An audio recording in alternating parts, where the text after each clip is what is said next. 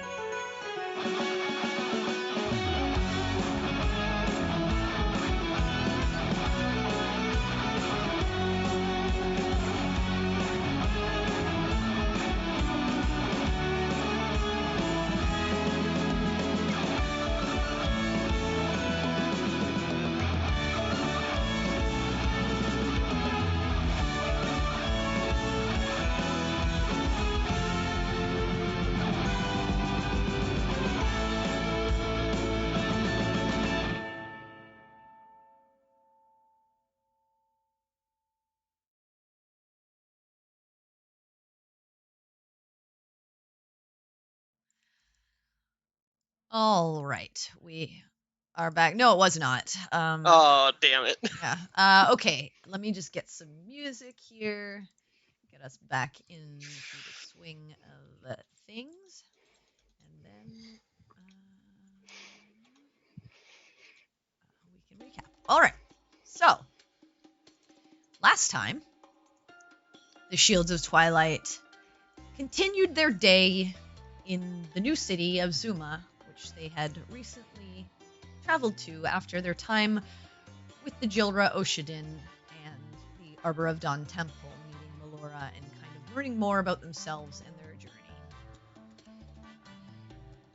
Sinric and Baltaim, after Baltaim's quick ingestion of a strange liquid, had a nice day out on a boat, learning a little bit more about the city, seeing a little bit more of the Acquaintance District, getting some clothes made, buying some nice fancy top hats, and generally just having a good time before heading back to the group to meet at the library, where the rest of the group, minus Campion, had initially traveled.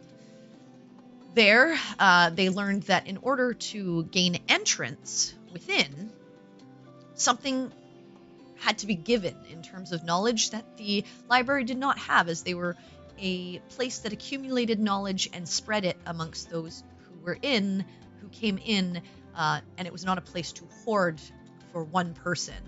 And so everyone who comes there brings something of value that they can use to then disseminate to the other people who enter the library later on.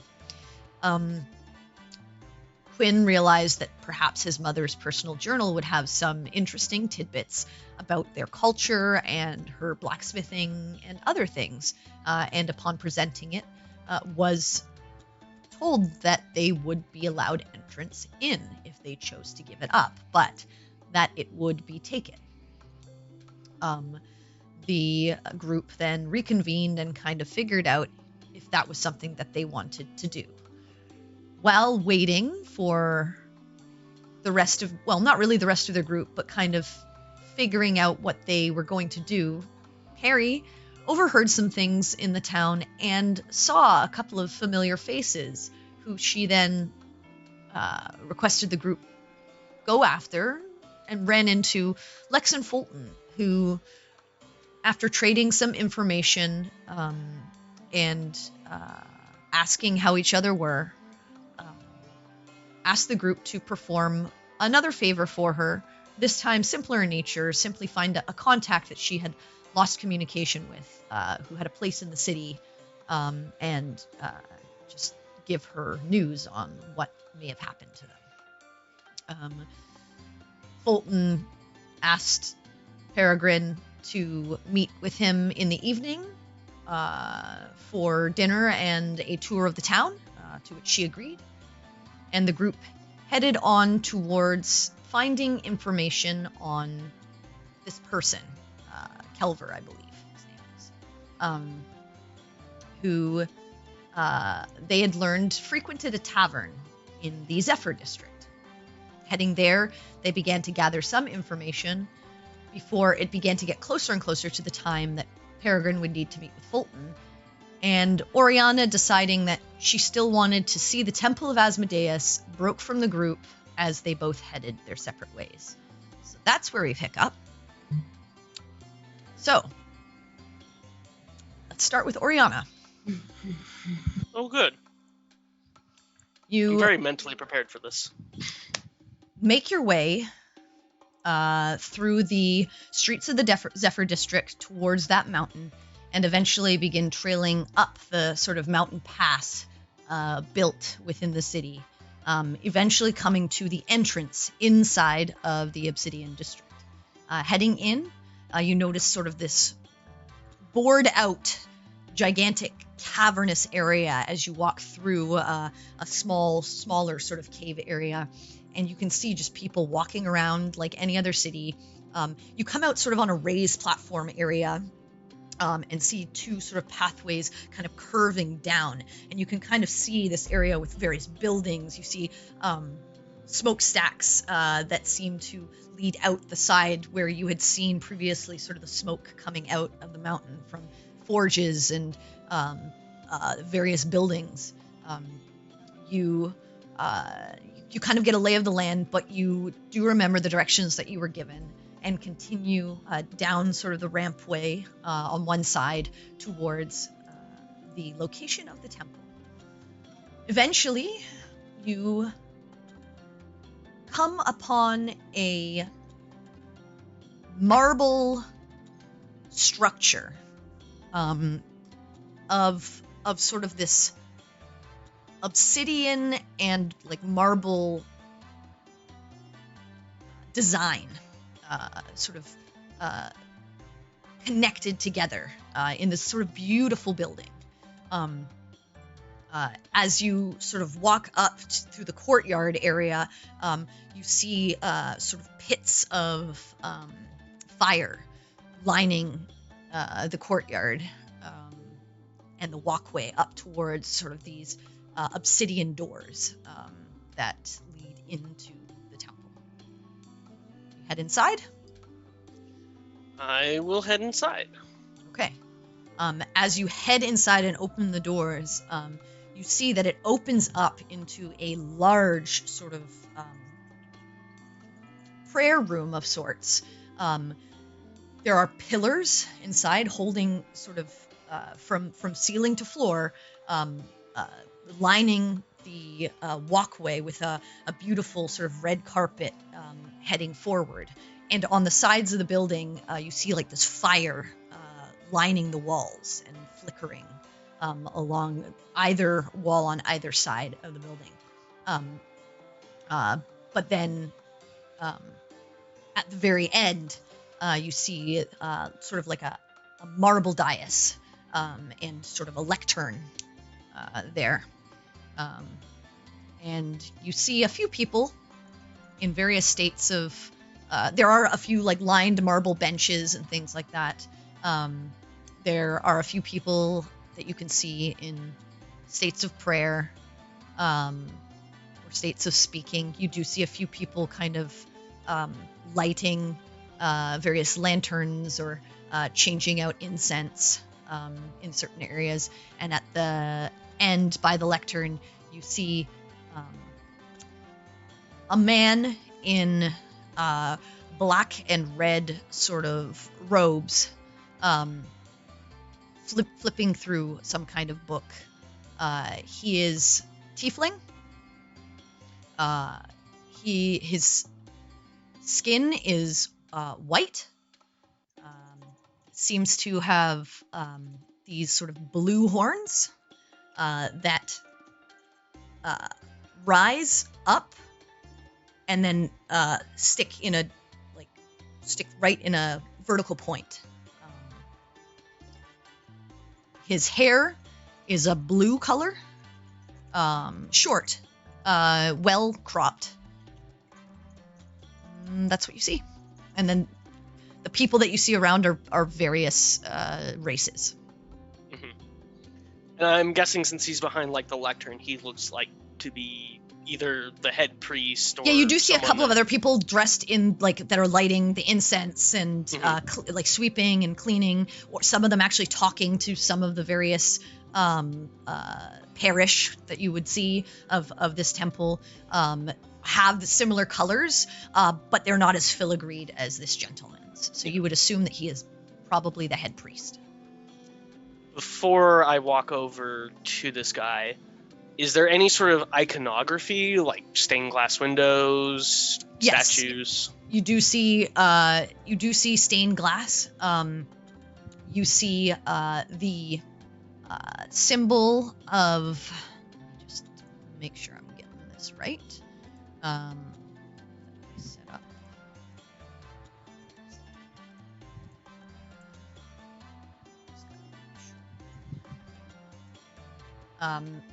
Yeah, this sort of six-pointed star in the windows, red in nature. It's got like a point at the top and then 2 points on the sides. Not quite a pentagram, or what would look like a pentagram. This is a little bit different, but you would assume that this is likely Asmodeus's like symbol. The other thing you see is so there are 4 of those windows on either side, and then in the center you see another window with just 2 runically lined horns with like sort of a reddish background. Those are the other 2 windows. Okay. But you Orianna. don't see anything of like the nature of like a mural of sorts or anything. Nothing actually depicting him. Nothing depicted. Not what you've seen of him, anyways. Mm-hmm. Okay. Orianna will like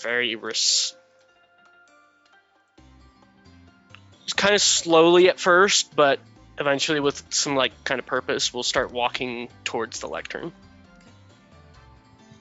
Once you get closer, you see he looks up, noticing you. Pure black eyes. Just looks towards you. Hello. how can I help you? Not seen you here before. No, I'm not exactly a local. Well, welcome, daughter. Thank you. I had some questions about, and I'll just kind of like look around. Well, perhaps I have some answers for you then. And you just see, as you're speaking, you see him moving his finger in the air, and this like fiery sort of runic, what you don't know, almost like in the air writing, is appearing in front of him. You can't read it. It's nothing that you've ever seen before. But he kind of like does the gesture for a moment, and then looks back to you. Right. You wish for knowledge? Yes. Well, we here at the Soul's Gambit are happy to introduce new members of the parish.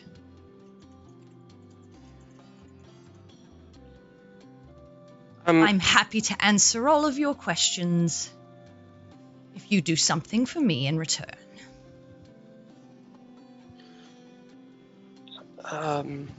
What kind of favor would be required of me? Oh. A simple prayer of respect to Asmodeus.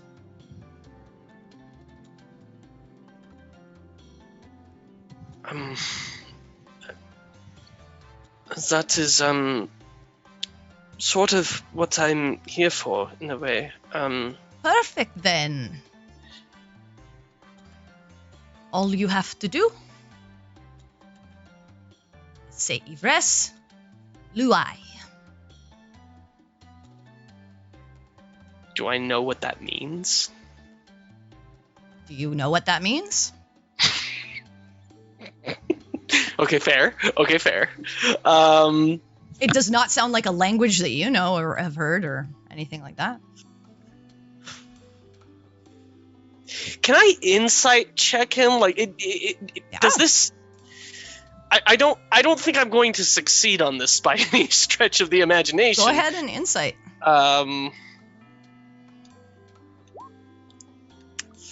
That would be a 12. Oh, hang on, I have it's on the wrong thing. I mean, this is all strange to you. You've never heard that before, but you can't really tell if he's lying to you or not. Like, he seems to just be asking of you what he's asking of you. You can't really read anything off of him. Doesn't seem to be twitchy or nervous. Simply asking you a favor for a favor. I don't get any sort of sense of. I'll say you get whatever sense you're feeling right now. Okay, fair. You don't know. Yeah. Okay. I mean, like you've been to only a handful of temples and really interacted with people asking these kinds of questions pretty much never. So you don't know if this is like common practice, if this is just common practice in a temple of Asmodeus, if this is weird. I mean, obviously it's weird to you. I'll say that. It's weird to you, but I mean, I think this would be weird to anyone in this situation. So take from that what you will. If I may, before I say what you have asked of me. Mm-hmm.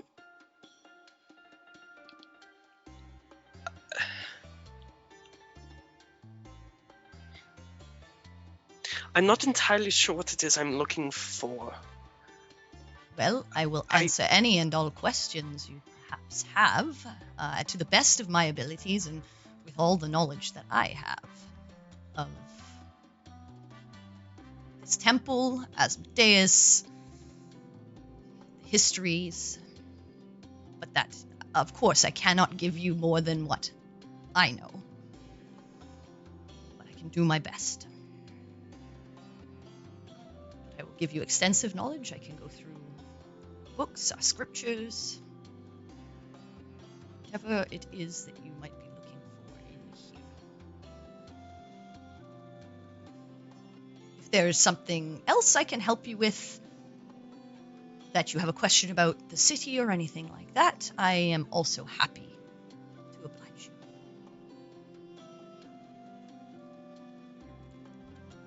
We are all about expressing help and knowledge to those who come here. Simply ask for our prayer and the respect given, like I said. I give you something, you give in return.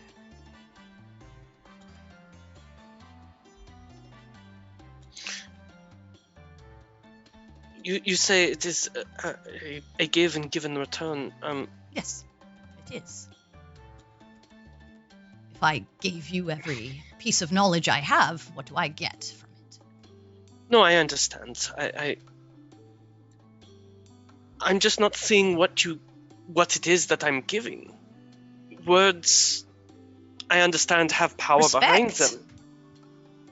I'm sorry, I also did not even introduce myself. That's very rude.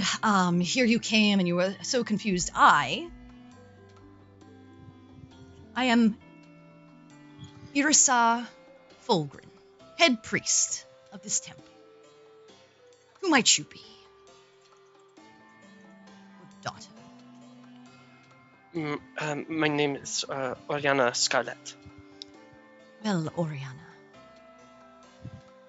all you are giving is your respect to me in this temple, and to him.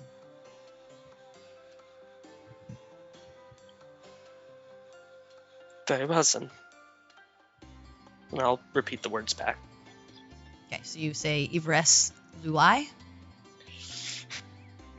I don't like that you want me to actually say them. Ivres Luai. Excellent. Please, let's have a seat. And he goes and sits down at one of the front sort of marble benches, and pats the seat beside him. I'll sit next to him. So, Miss Scarlet, how can I serve you?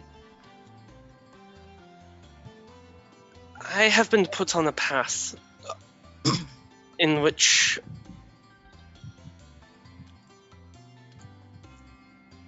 I need to walk his path. But I do not know what that entails. I do not know what tenets he holds. I, as probably many people, had some misconceptions about him, I believe. On more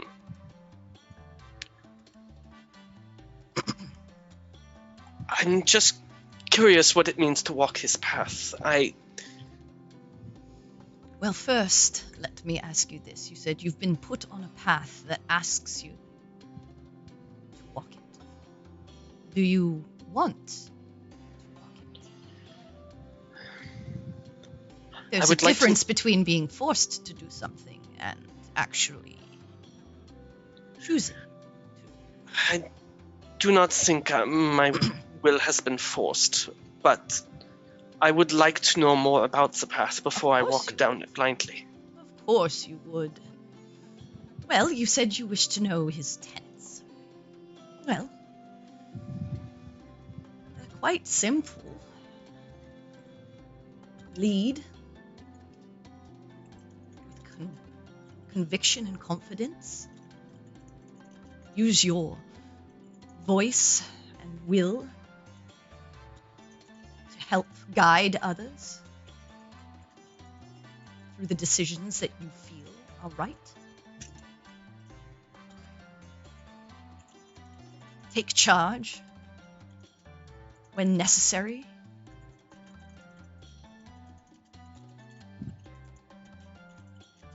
And understand that words are power. And sometimes the greatest battles can be ended before they've even begun. With the correct attitude and phrasing.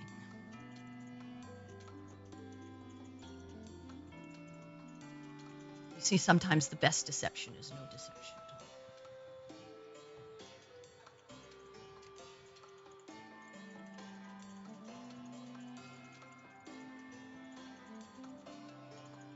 I see.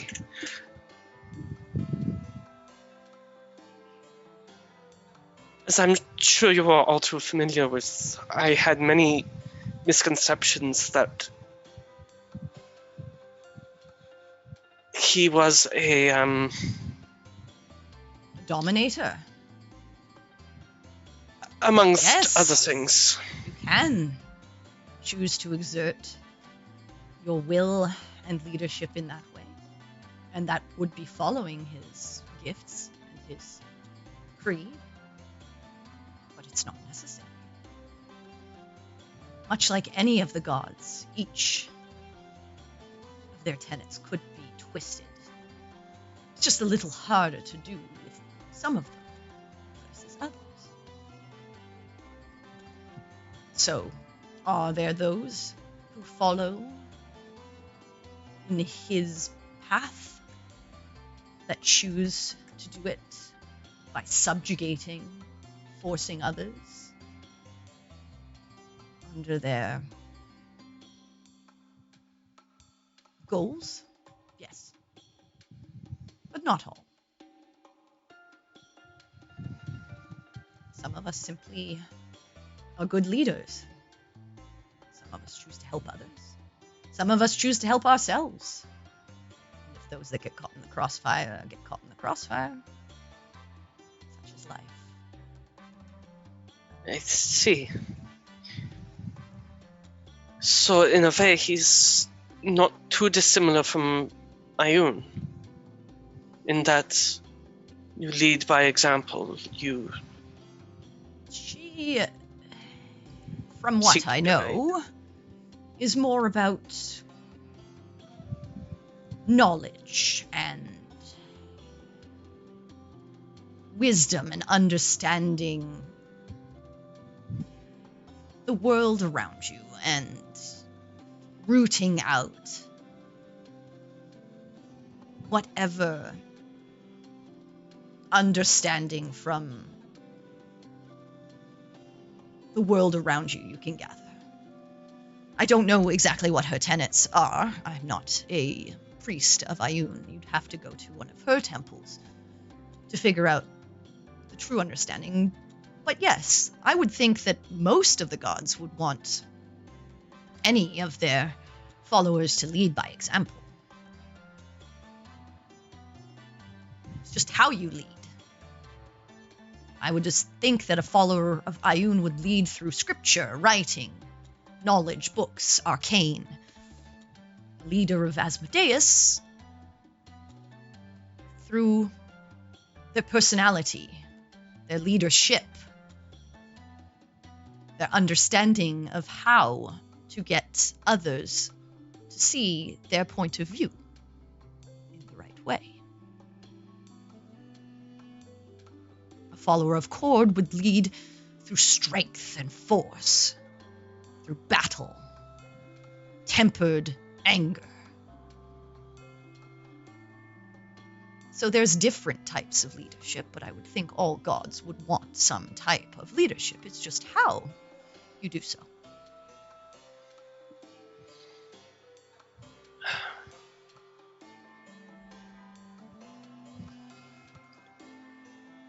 And what that means to you, of course.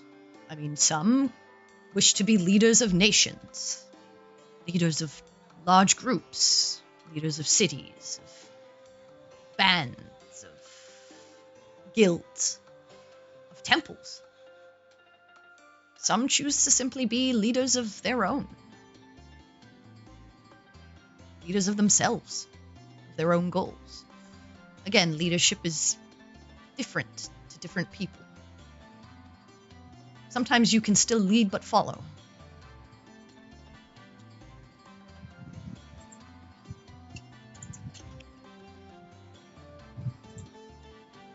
What's your, I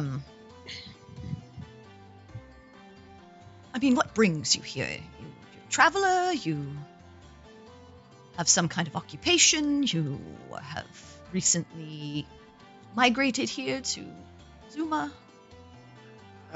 Traveler would probably be the best description, although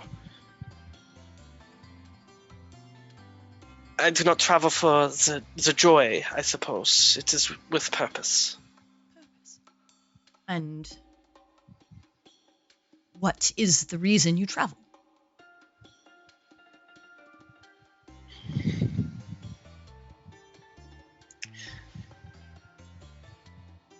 The souls of me and my friends have been marked by darkness. And we are... Foreboding? A little bit? Unfortunately, there's no lighter way to put it. We are searching to prevent great evil. Interesting. And your skill is as a warrior? Are you arcane practitioner? Arcane would probably be the closest thing to what I do, and I'll pull out my flute. Musician. Inspire through music, yes. Very nice. Well,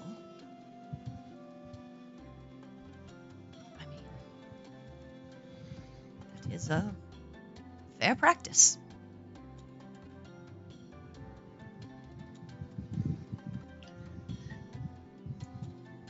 I'll be honest with you. I would expect nothing less. When I started this journey, I was seeking guidance from Ayun. Why? It's going to sound stupid, but I loved reading as a girl, and my perception of Ayun was that she more or less was the great curator, the one who knows all the stories. And I wanted to be able to make a story worthy of her. But on my journey, I fell from that path. Right. And when I reached out for guidance, Asmodeus was the one who answered. In the guise of her at first, but...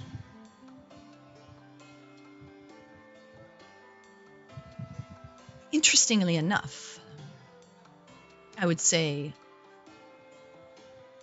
she and Asmodeus are,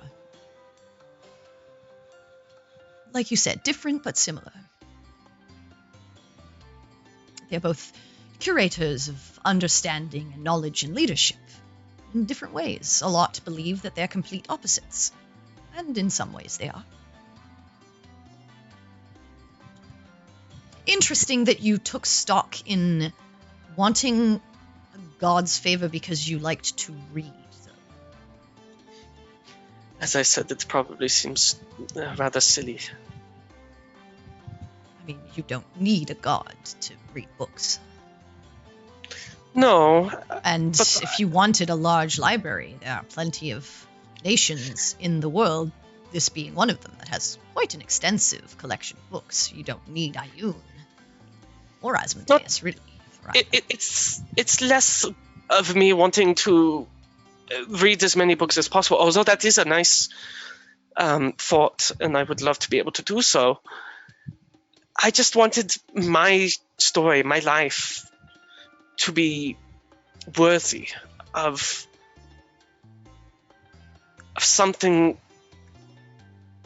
as grand as the idea I had of Ayun. The one who...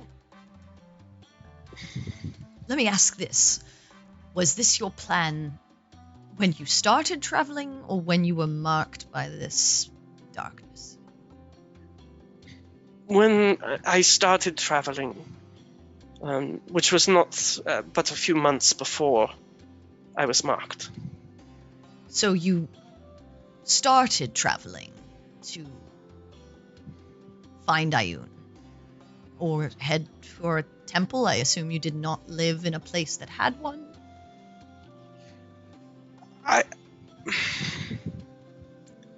I left my home because I was worried if I stayed there, I would amount to no more than a trophy, a person not in charge of their own story.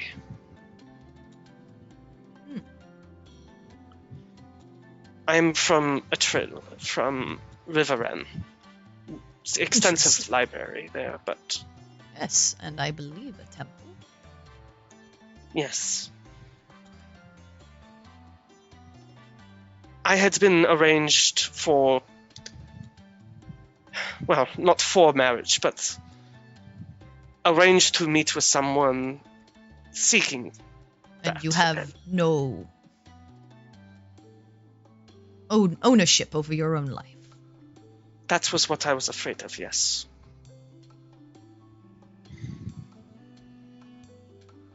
And leaving gave you this ownership. I thought so at first, but I realized that my actions were being guided by the views of others. Interesting. That I was letting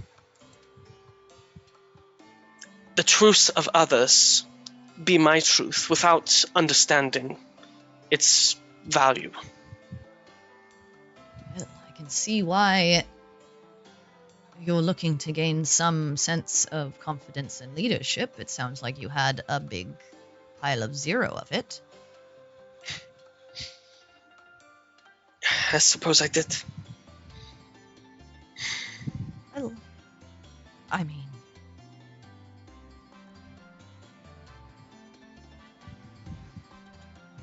you can learn that over time. Take control of your own life, your own decisions.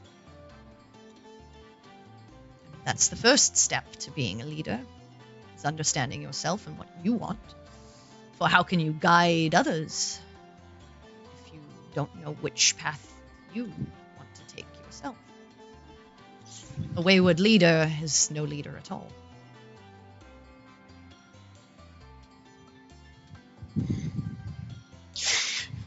You know, it's funny. I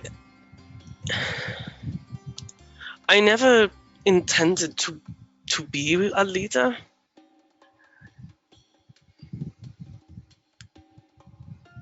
But when I started traveling, I found myself stepping up to it, or at least trying to.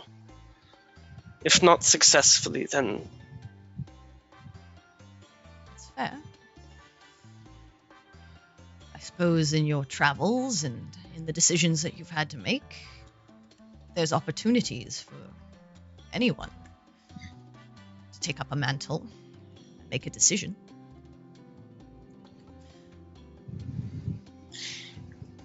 When I've been trying to lead by example, or to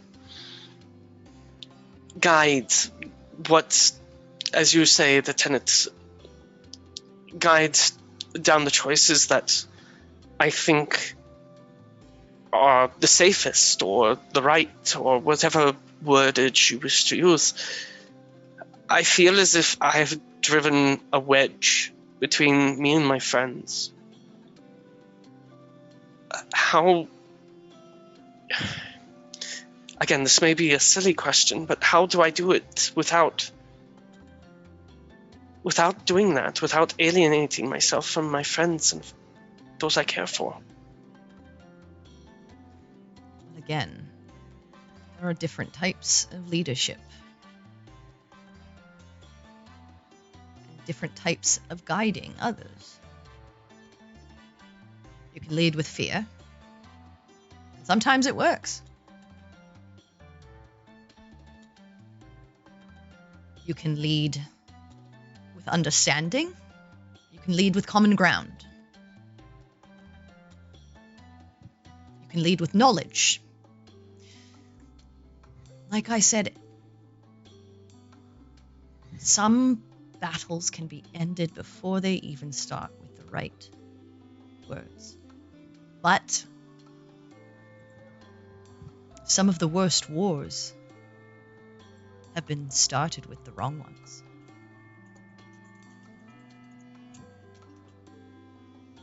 So, perhaps you need to understand how to find that common ground, rather than simply asserting your will on others. Maybe it would work for you, maybe not. It sounds like it's not working. Or at least that way won't work, so...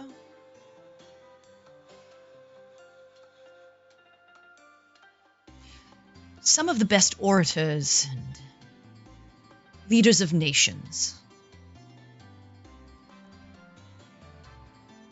know how to seem as if they're bending and still get what they want. May seem like they're compromising, but getting exactly what they were hoping for. Again, the other side thinks they're getting a grand deal.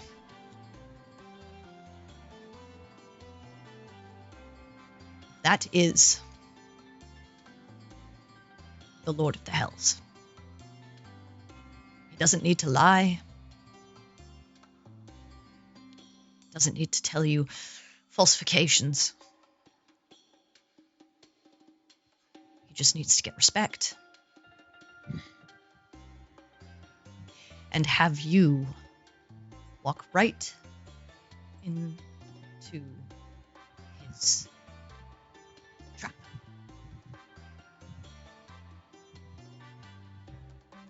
And maybe it's not a trap at all. Maybe you get a good bargain.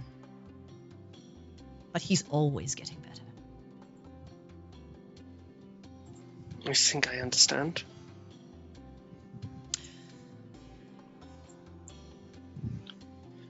Are there any other questions you have, Miss Scarlet? I think you've answered most of them.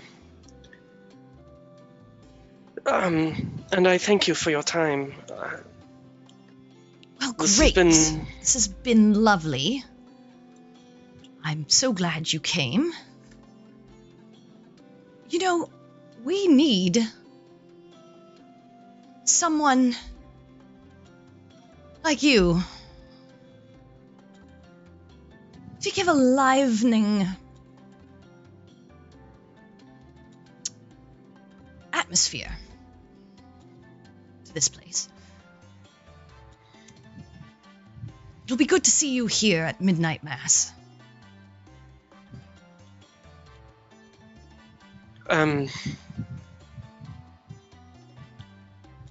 I suppose I could come, yes. No, you will. I'm sorry? I'll see you tonight. At midnight.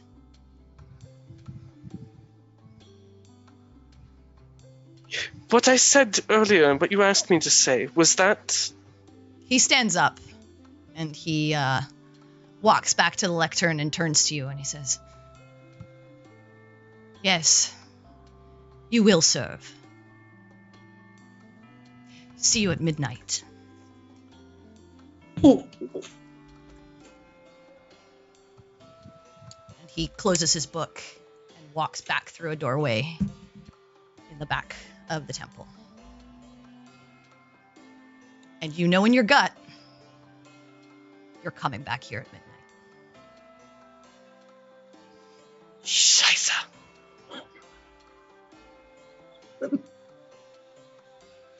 But you have about 6.5 hours or so before that time, so you're free to do with it what you will. I'll start walking back to the inn we're staying at, Okay. You begin your trek back. and all the while thinking, just like, oh, you tricky little. And now that you think about it, it wasn't a favor for a favor. You made a deal. That writing was the pact to sign it. Mm-hmm. Mm-hmm. And now that you're thinking of the words, Iver slew I. That's just I will serve backwards. See, I thought about writing it down. Why didn't I write it down? All right. So Why back didn't you? A lot of things. with the Too rest late of the now. group. With the rest of the group. Yeah. Anyway, Warlocks you are now, all- guys. Hell Oh. yeah! You have no idea. You are all heading back towards the Searing District. Mhm. Is there anything specific you would like to do on your way there? I don't think there was anything else because I know Peri's on a Um, schedule, and Yeah, you we pretty don't much really have wanna to try make and your look way in- there because you spent a lot of Yeah, time yeah. like looking. But walking and talking. Yeah. Pretty much. Yes, then that's really all I would have because she's on a schedule, and the rest of us don't really want to try and look into anything like with Yep. the missing Yeah. person without the whole group, just in case shit breaks bad. Like it do. Um, you know, there is something we did not ask, Quinn, when we were there. The knowledge, did it have to be a book or something written? Could it be, I don't know, say a circlet belonging to a circle of druids who no longer... Thought maybe the story behind it. I don't know. I mean, the only way we I'd can have to really write find down out. the story. Well, yeah, that obviously, but I mean, it's a good enough question. We definitely should have asked. And there's really no way of knowing unless we swing back by the library at some point and ask the guards if that'd get us in. Good enough reason to try, though. Honestly. I mean, I've always sort of seen this circlet as not really mine, right. you know? Yeah. Borrowed It from a belonged to very the unfortunate- water dancers, and I am not of them. No.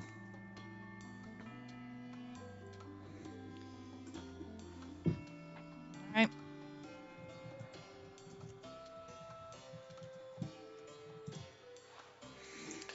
Yeah, we can try it. I mean, honestly, I think the rest of us should, while you're out on the town, we may want to just sit down and try to talk amongst ourselves, see what we've got that we could offer up, other than trying to, give away what books we have. Right. See if maybe there is any kind of knowledge we could just somehow collect, or just things we could say, things we could give. Other than that, maybe I'll just do that over dinner since Oriana's off doing whatever the fuck, and you're going to be out doing, I don't know, having a tour or some such. Yeah. That sounds fun.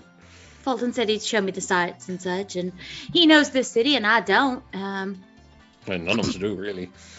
Besides, it'd be nice to have normalcy for a minute, rather than thinking about how the world's going to end. Yeah, that gets a bit heavy if you're doing it too often. Right. Cool. Does anyone else have anything? Campion, Baltame, Cindric, or are you just heading back? Yeah, Get ready for thought dinner. we're Heading back for dinner. Yep. Mhm. Okay. Yeah, I'm gonna skip the dinner because I now have the chance to now continuously attempt to make this potion. Yep. You have to eat first. We're gonna force you to sit and eat. You You could. I don't think you understand. Just know that if you do the potion, you're probably getting a point of exhaustion because you're going to be going into the middle of the night. Oh!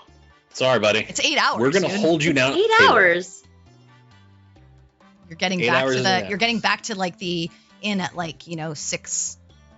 Unless you choose to sleep through the rest of the day, and then you can. But your party is probably going to be going on without you, so that's your choice.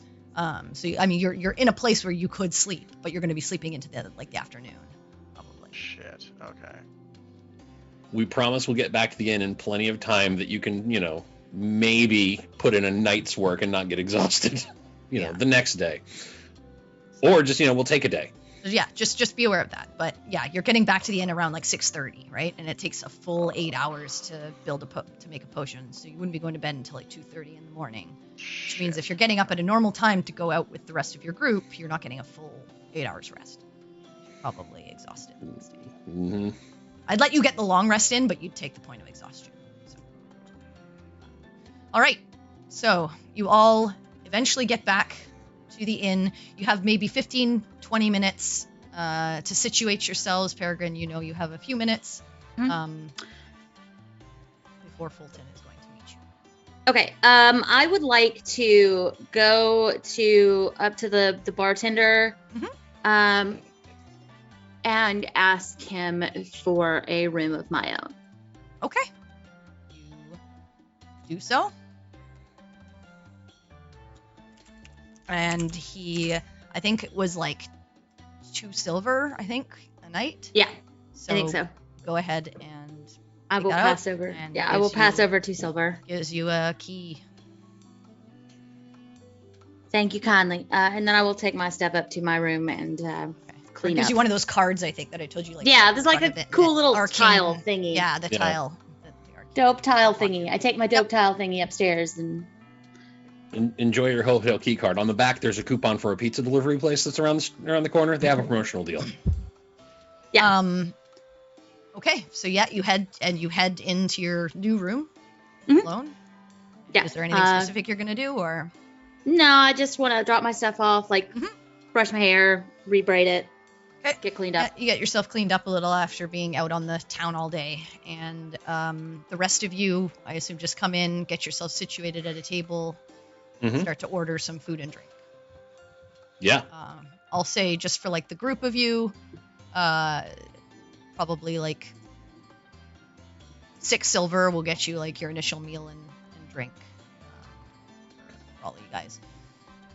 Peri, eventually the time comes around and you come down from your room into the bar. You see your friends waiting at the table, but you you do see at the allotted time stepping inside Folton. And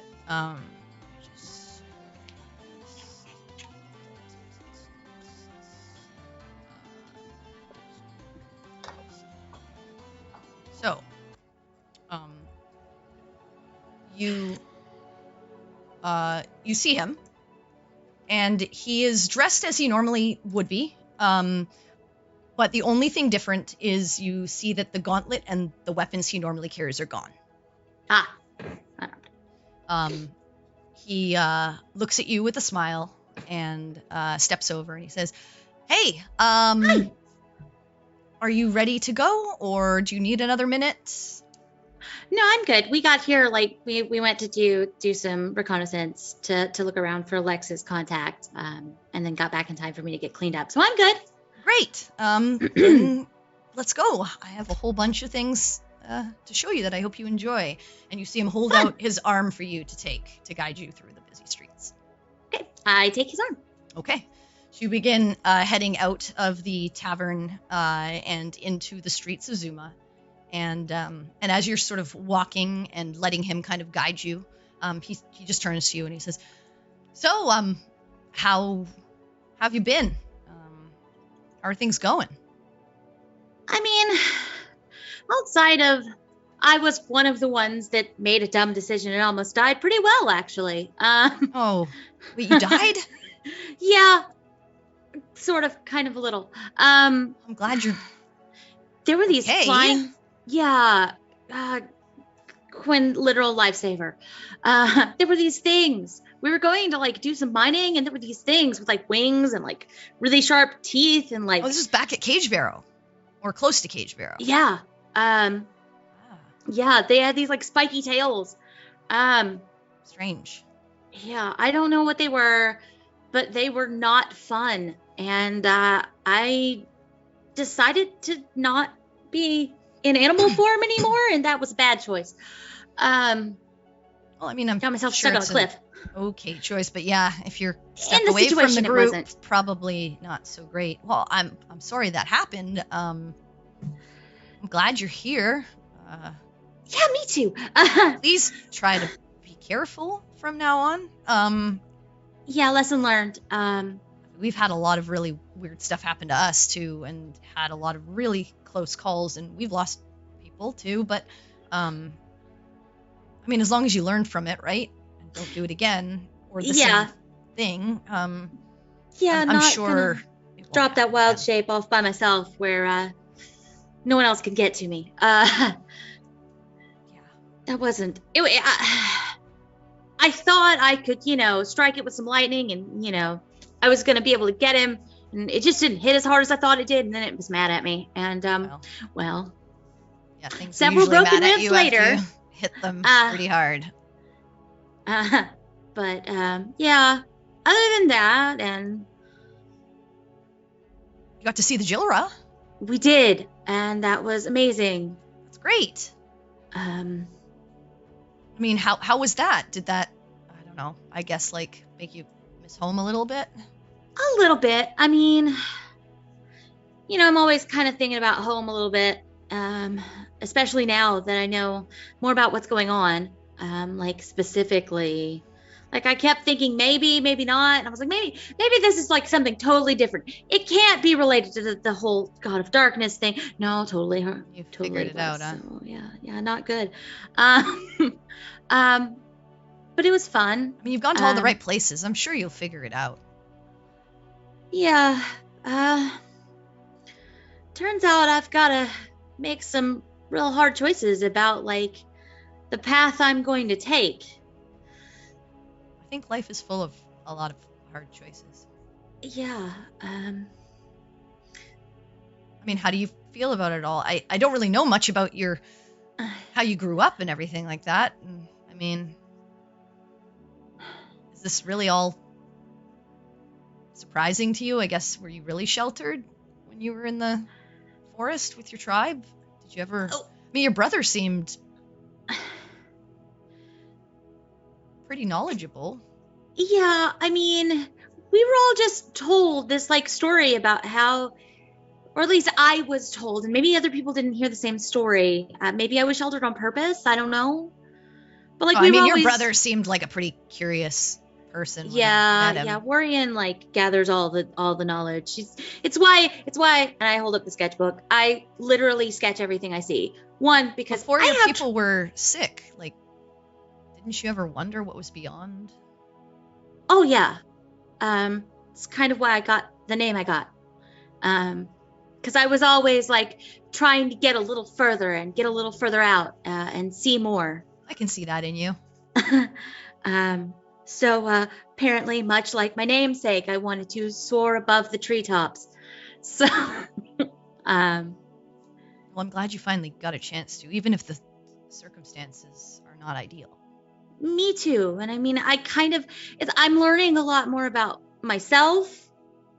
Because like one of the reasons I started drawing things was because I had trouble with like little druid things. Like I couldn't get the tree to grow, and everybody else around me could get like all the trees to grow. And wild shapes didn't come really easy, and they still don't. So anytime I see something and I think I could be that thing, I have to draw it.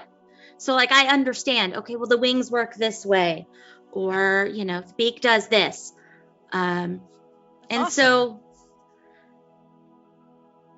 when I left, I promised Orion I would draw everything I saw. so I could bring him back a little bit of the outside world. I'm sure he'll love it when you bring it back to him. I keep worrying that the longer I'm out here, the worse things are getting there. Yeah, but feels... the longer you're out here, the more you're learning about how you fix things back there, right? Yeah. I've been explicitly told I need to help lead them out of the forest, sort of. Okay. Well, this wasn't meant to be really doom and gloom. Why don't you tell me a little bit about your childhood, your family? What did you do when you were younger, before all of this craziness happened? I mean, I was one of those people that didn't really know what they wanted to do. Everybody sort of has a job. My dad, he's a weaver. He is a regular, normal guy who makes clothes. Nice. And he's this regular old human guy, married to my mother, who is this warrior woman who's always been one of the leaders of the village guard. And we were sort of free to do whatever we wanted because I had so many siblings. Everybody had How many path siblings already. do you have? Let's see. There's Orion. Do I remember how many siblings I have? I do have a list. I have all brothers, actually. There's Orion, and he's the oldest? No. Sorry. I haven't looked at this in a while. No, Heindel is the oldest, and he looks just like my dad. And he's a village guard like Mom. And then there's Orion and Galros, and then Arluin and Eridon are twins. So yeah, I come from a big family, a lot of us. So you have 5 brothers? 5. Wow. I am the only girl. Are you the youngest? Yep. Oh. Well, I hope they treated you well while you were growing up. I mean, yeah, everybody sort of was super protective. Galros took me everywhere though. He's the one that convinced me to climb all the trees and go as far as I could. That's sweet. And I wish I had siblings. Only child. Wow. I don't know what it would be like to be without siblings. It's hard. I mean, I guess that's why I enjoy traveling with people so much and enjoy my group and want to help. It's nice to have other people to talk to and share stories with. Yeah. You know? That was the thing about leaving, was I was leaving them all behind and I was on my own. And I have not been alone. I know, it's scary leaving home. Ever. It's scary. But I mean, just think of all the great stories you'll be bringing back to them. All the things you've seen and done. I know. I mean, I'm not talking about the scary stuff, but even the wondrous stuff and the places you've been and the people you've met, right? Yeah. I mean, I rode in the giant clear elevator thing and I crossed. Yeah. I've done so much that my family has no idea about. Well, they will once you tell them, which is pretty amazing. I mean, and then you said your given name was for the Falcon. Yeah. That's pretty awesome. Yeah. When I didn't even really choose a path. Most people choose a path, and I think I was just given. I was an explorer, and they always knew I was going to be an explorer. But when we get old enough, we pick a path, and our name kind of goes with it a little bit. Some of us, and so when I sat before the elders, they were like, she wishes to soar, she who wishes to soar above the shadows of the forest. And I became the peregrine falcon. And fun fact, I can now become one, and I'm excited about it. That's awesome.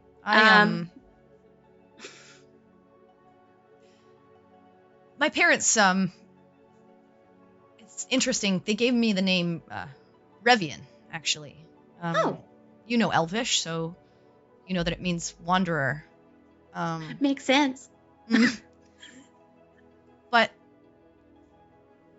when I left, I felt like I don't know. I needed a change, and so I chose Folton, which kind of means one of a kind, I guess. I guess it's worked out for as long as it has, but yeah, Suits. Thanks. But yeah, names are interesting, and the meaning that we take from them, if there is one, especially in Elvish culture. Yeah. And I suppose in your culture and in the Oshiden culture, it's probably pretty important. Yeah, we all Something have you like gain. child names and stuff. Do you ever look back at that name, or do you want to erase it? I don't want to erase Maya. She had Maya. a lot of Maya. It's a pretty name. She had a lot of growing to do.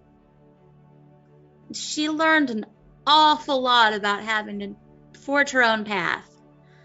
So's Peregrine. Yeah. I don't want to forget mine either.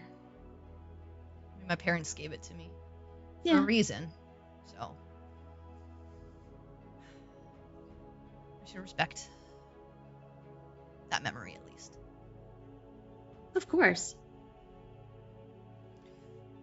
And as you guys continue on, you eventually find that your first stop, he's been leading you towards where you know to be the Acquaintance District. And it's this beautiful open courtyard. You see a river flowing into a small pond with a small waterfall. You see the plants all about are well-groomed, but the combination of flowers and grass and water smells absolutely divine and brings you a small sense of calm and feeling of home almost. Mhm. I hope you like this place. It's one of my favorite places to come. It kind of reminds me of my home, my original home, where my parents were. Where are you from? Oh, far away from here, a little island. I haven't been back there in a long time.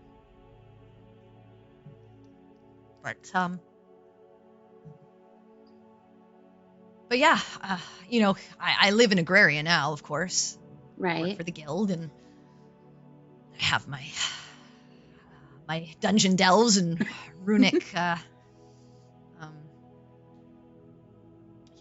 explorations. But the city can be stifling sometimes, especially Agraria and Dash and places like that, where it's all arcane technology, and I love it, of course. Right. Me, that's my interest. But even as much as I love meeting people and being around them, somewhere like this, I don't know, just Yeah. it's nice. And it's nice that there's a place like this, even in a city as large and looming as Zuma is. Yeah. Every time you come to like a big city, it's just there's so many people. Yeah, And it's there's just overwhelming, so much. And I'm one of those people who like sees everything and picks up on all kinds of stuff that I don't even mean to. So the quiet is nice. Come here. And he kind of like takes your arm and hand and leads you over to one of the like rivers, and he bends down sort of onto his knees, and he like kind of begs you closer, and he goes, they have an entire ecosystem here, and you see like these little fish, and you see frogs like jumping from various like lily pads, and you even see like a few river snakes. He says it's kind of amazing, we're so focused on all of the big stuff, right? Like, I get it, the stuff that we're dealing with is horrible and dangerous and worrisome. But it's amazing to just look at something like this and for a moment just understand life. Yeah. They've got no worries other than where they're going to get their next meal, how they're going to get it, and where they're going to find shelter for the evening, where they need to flock to. Yeah. In the colder months of the year, how they're going to lay their eggs and manage their own population. It's amazing how life kind of works. Yeah. Oh, to be a happy little frog without worrying about everything else that's going on. I know. Blissfully Just unaware. worried about if you're going to fall in the water leaping from the lily pad or if you're going to make it to the other side of the riverbank. It's interesting. Yeah. And calming, I think.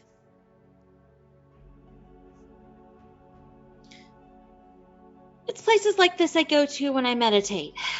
It's sort of what I Great place for envision. that, and now that you know it's here, you can always come back to find a little sense of peace in a big city. Yeah. Well, come on.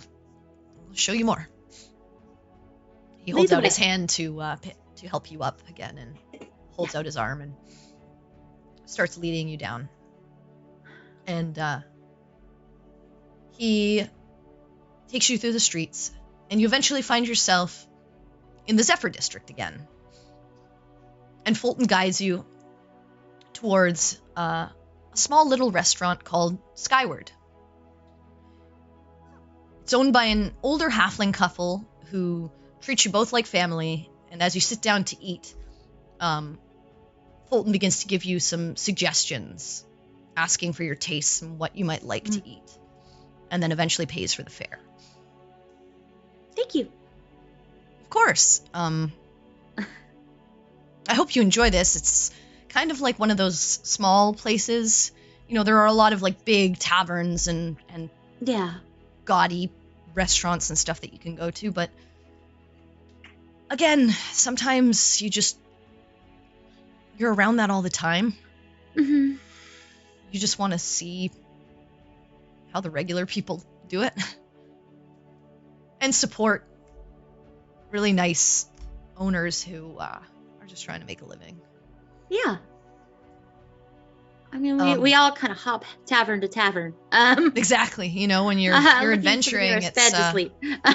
yeah, it's you don't often get to pick and choose, I guess, so much. Yeah. So Nice. ultimately, what do you want to do? What are your dreams? When there's no more doom and gloom, when you save everyone and everything's all back to normal, what are your plans? The more I travel, the more I think that I like traveling. I like exploring, but I also like really miss home. Mhm. But I don't think home can kind of be what it used to be. I'd like to go home and teach my people a little bit. Sort of share how important it is to like go back to doing what we used to do. I guess you can have the best of both worlds. I mean, you could always go back and help your people. And I mean, if you're meant to get them away from where they currently are and help them see the world, maybe you kind of find a new place to settle and then can be the tour guide for your people. Yeah. I mean, sometimes I wonder what it would be like to go back to the old nomadic ways. Oh, traveling from place to place? Yeah, So if that's something you enjoy. I mean, I like helping people. Like, I really, really like being able to do good. And I want to keep doing that. In whatever form that takes. Would you be happy not having a home base? I don't know. Probably not. I mean, do you want to have kids? That I have not thought about. I only ask because, I mean, I wouldn't know, but I assume that it would be hard to be constantly moving around Yeah. children. Yeah. I haven't. A lot of times I don't think quite past tomorrow. Maybe you should. I mean, I only say that even for people like us, even for someone like me who can live a really long time. Life is so fleeting. And sometimes if we don't think about what could be, we lose sight of what we're even fighting for. If all we're thinking about is making it to the next day, yeah. I don't know. I think having a goal in mind, something to reach for,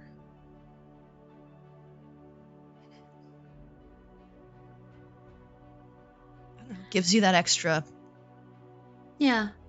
That makes push, sense. you know, to make it through, to make the decisions that need to be made. Yeah. I mean, I think part of it is like right now, I'm always thinking about where we're going next and how much there is left to do.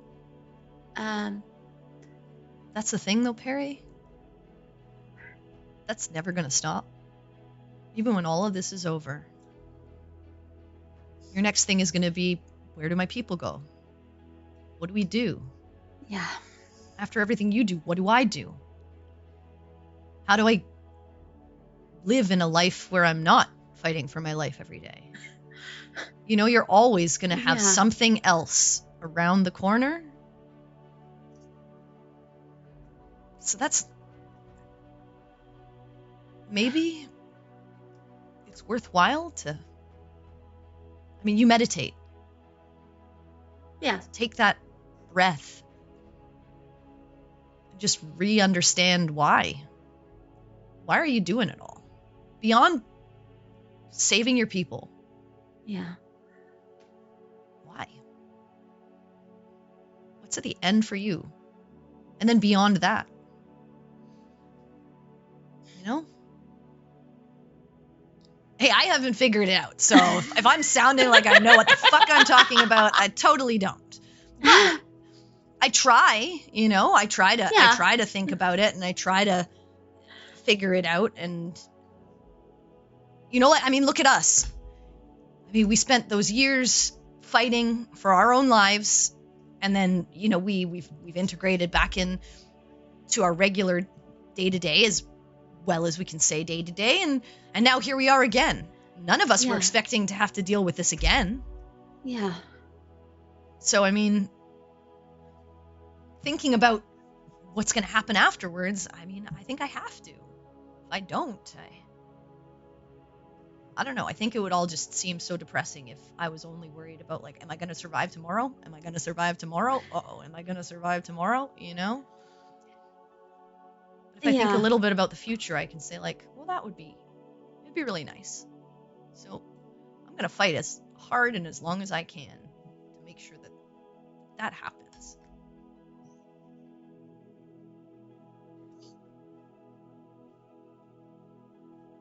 Yeah.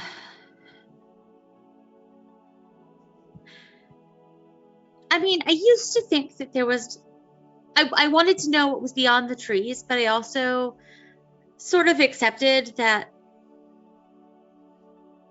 I might not get to find out because so few people do back home. So I imagined I would either join the hunters or I would join the guards, or I would be a healer like my brothers. And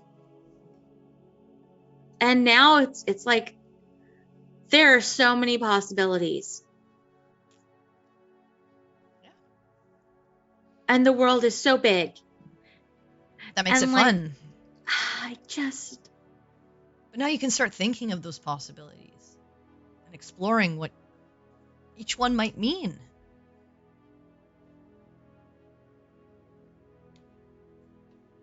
It's funny because my mom is an elf. She is going to live practically forever, barring unforeseen circumstances.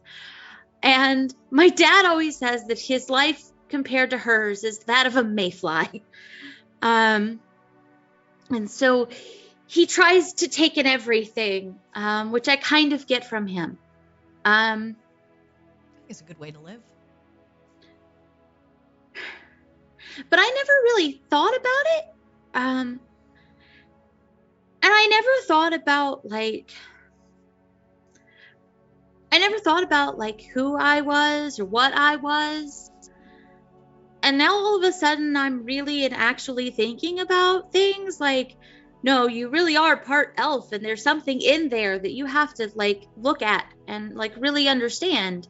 And it's not like they didn't encourage us to be ourselves, but it was be yourself in the box, be who Now you've belongs torn in the through village. those walls. And I don't fit in any of those boxes, turns out. Oh, it's good to find out. It's one of those things where I'm not even sure that when I go back home, I'll really belong there. I think you'll always belong. I mean, I'll always be one of the Oshiden, but not the way that they've always been. No. But you've also told me that the way they've always been is not the way that they should be either. This is true. So maybe they don't belong either.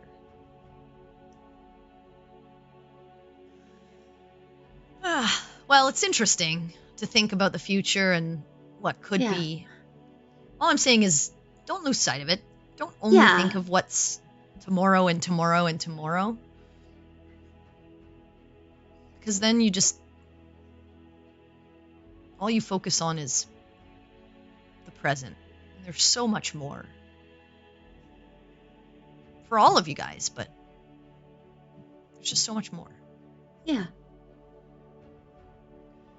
All right, well, one more stop. And, it's getting late, and I don't want to keep you out too late. I'm sure you got a lot of stuff to do in the morning. Yeah, we gotta figure out how to get in that library. We've got our own set of worries on our shoulders. Yeah. But come on. And he thanks the owners of the shop and leaves a nice, generous tip for them and leads you out. And as you continue walking, on your final stop, you actually get led in the direction that Orianna took after you had split ways, towards the Obsidian District. And eventually, through the district and through various streets, you see various people walking by. You see children, you see people in various states of rushing or casual walking, happy, some, just like all facets of life. Eventually, you make it to this arcane elevation system that glows as you step on. And you feel this whoosh Whew. as you are gusted upwards to a high peak on the mountain leading out to a plateau. There are various other people in the area that are also taking in the sights, but you barely pay them any mind as the view before you is breathtaking.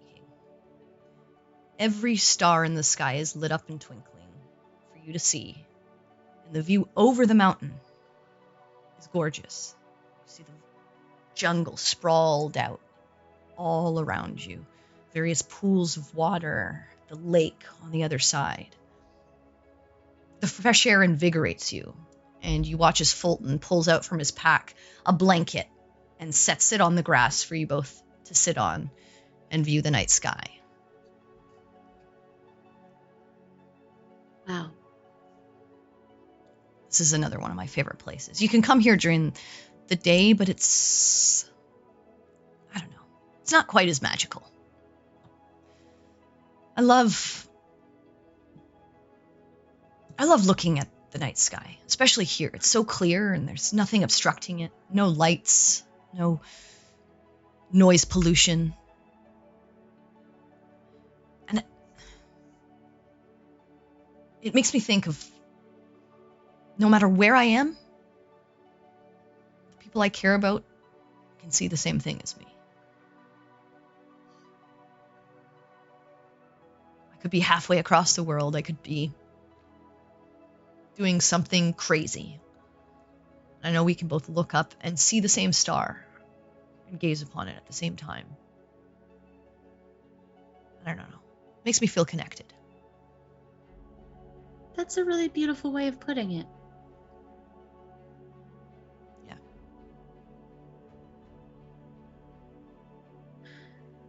Back home, we used to say that the earth beneath us connected us. That no matter how far you got, you were still walking on the same ground, even if it felt different. Yeah.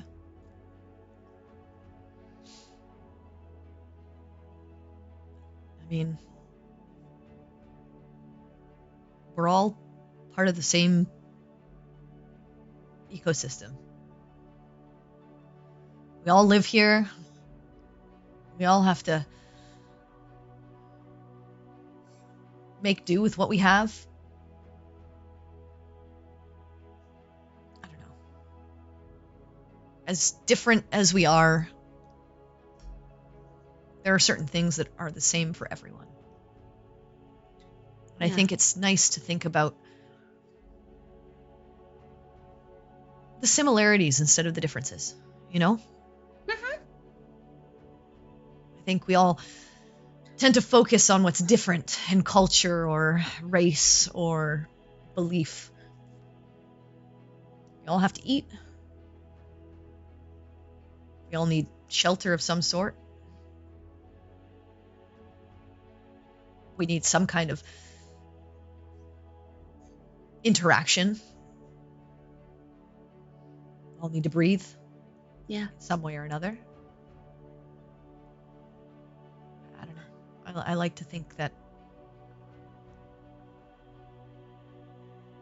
there are things that should bring us together rather than tear us apart. So I look at the sky and I think that it's the same thing. Everyone sees it. No matter where you are, it may have a different perspective. It may look a little different, but it's the same. Yeah.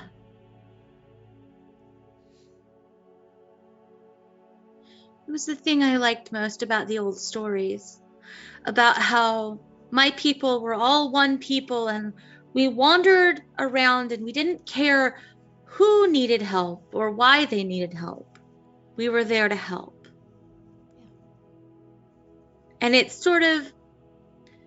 gave me this hope because even though we were all scattered, we were all one people. And if we were one people, then the world is one people in some way. That's a good way of looking at it.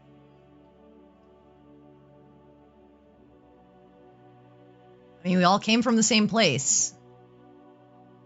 We were all created from some seed of life. I don't know. Anyway, you're always welcome to come back here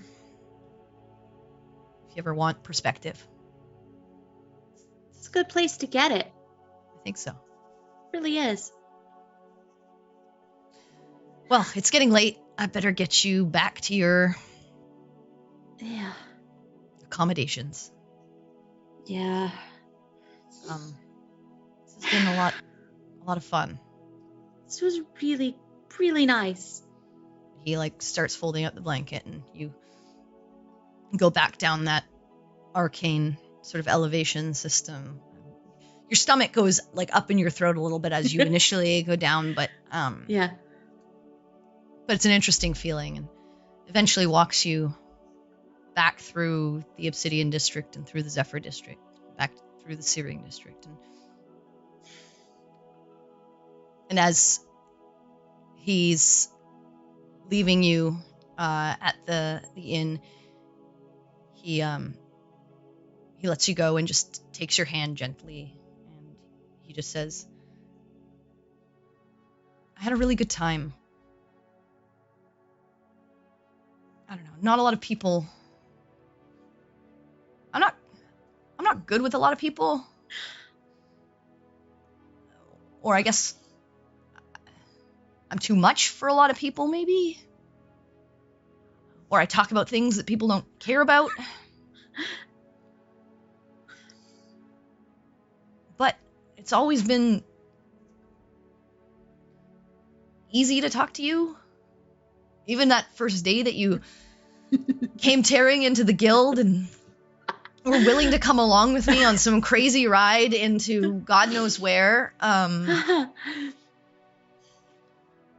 don't know. You just had that same spirit, I guess. I appreciated it. And I know you're gonna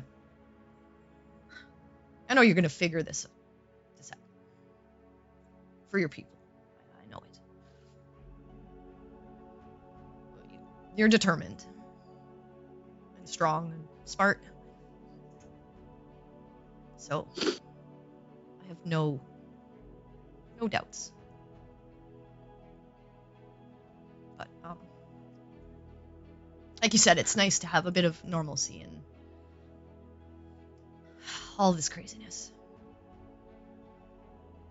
It's nice not to think about the world ending. And this was so much fun. Can I kiss you?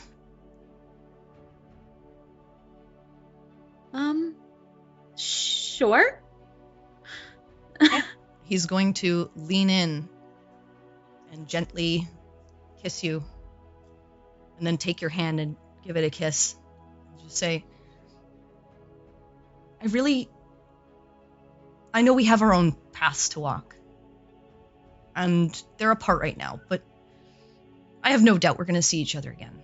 And I really do hope that we can do this again sometime. Yeah. I really like you, Peri. And he just leans in for a hug, gives you a gentle hug. I hug him back. And then releases your hand and just stands there and waits for you to go before he turns. As you step inside the door to the tavern, he waves one more time, and you see him begin to walk away. Now, to the rest of you. You're sitting there, eating your meal. Yep. Having your dinner.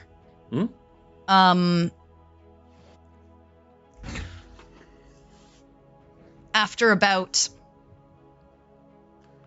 15-20 minutes, Orianna enters the tavern. Okay.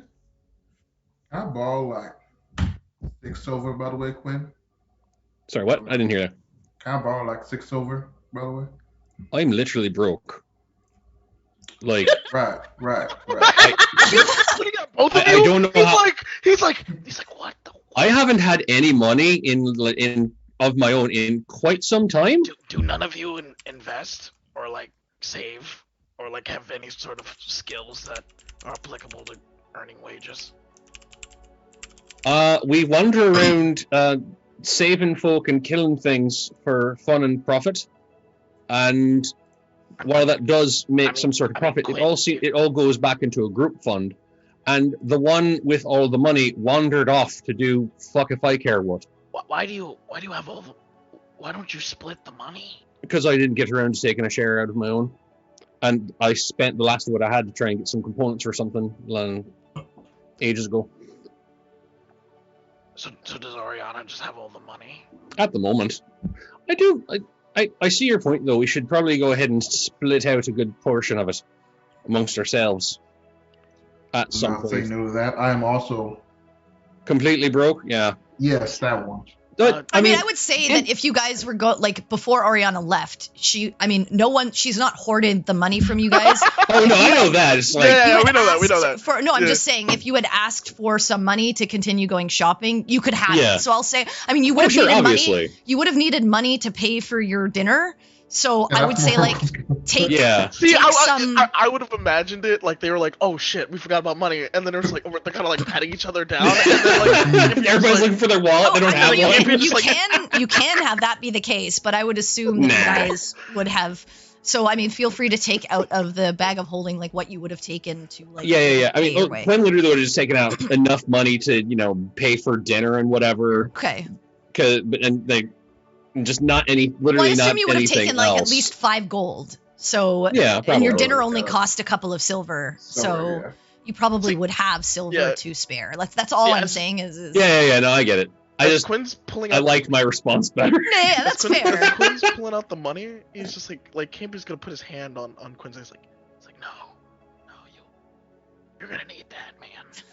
You're not wrong. I never have anything on me. I'll take care of a dinner. You poor man.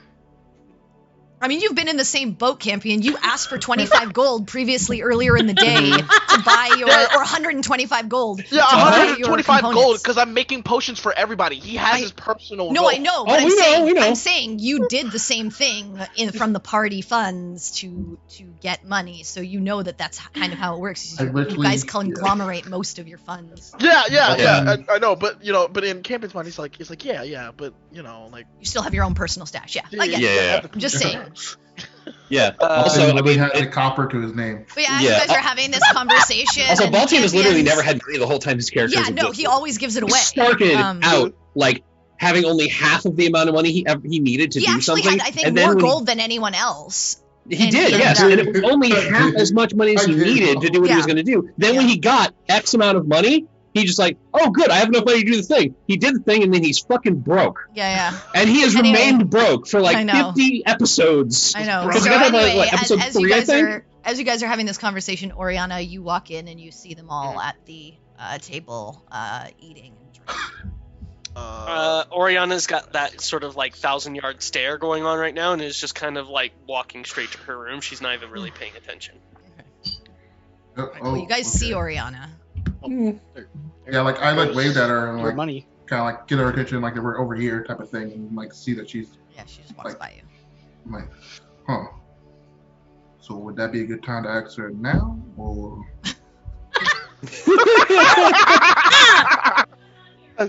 I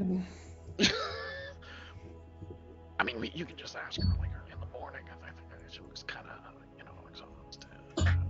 We got what we need for the night. We've paid up for the room. We've paid for the meal.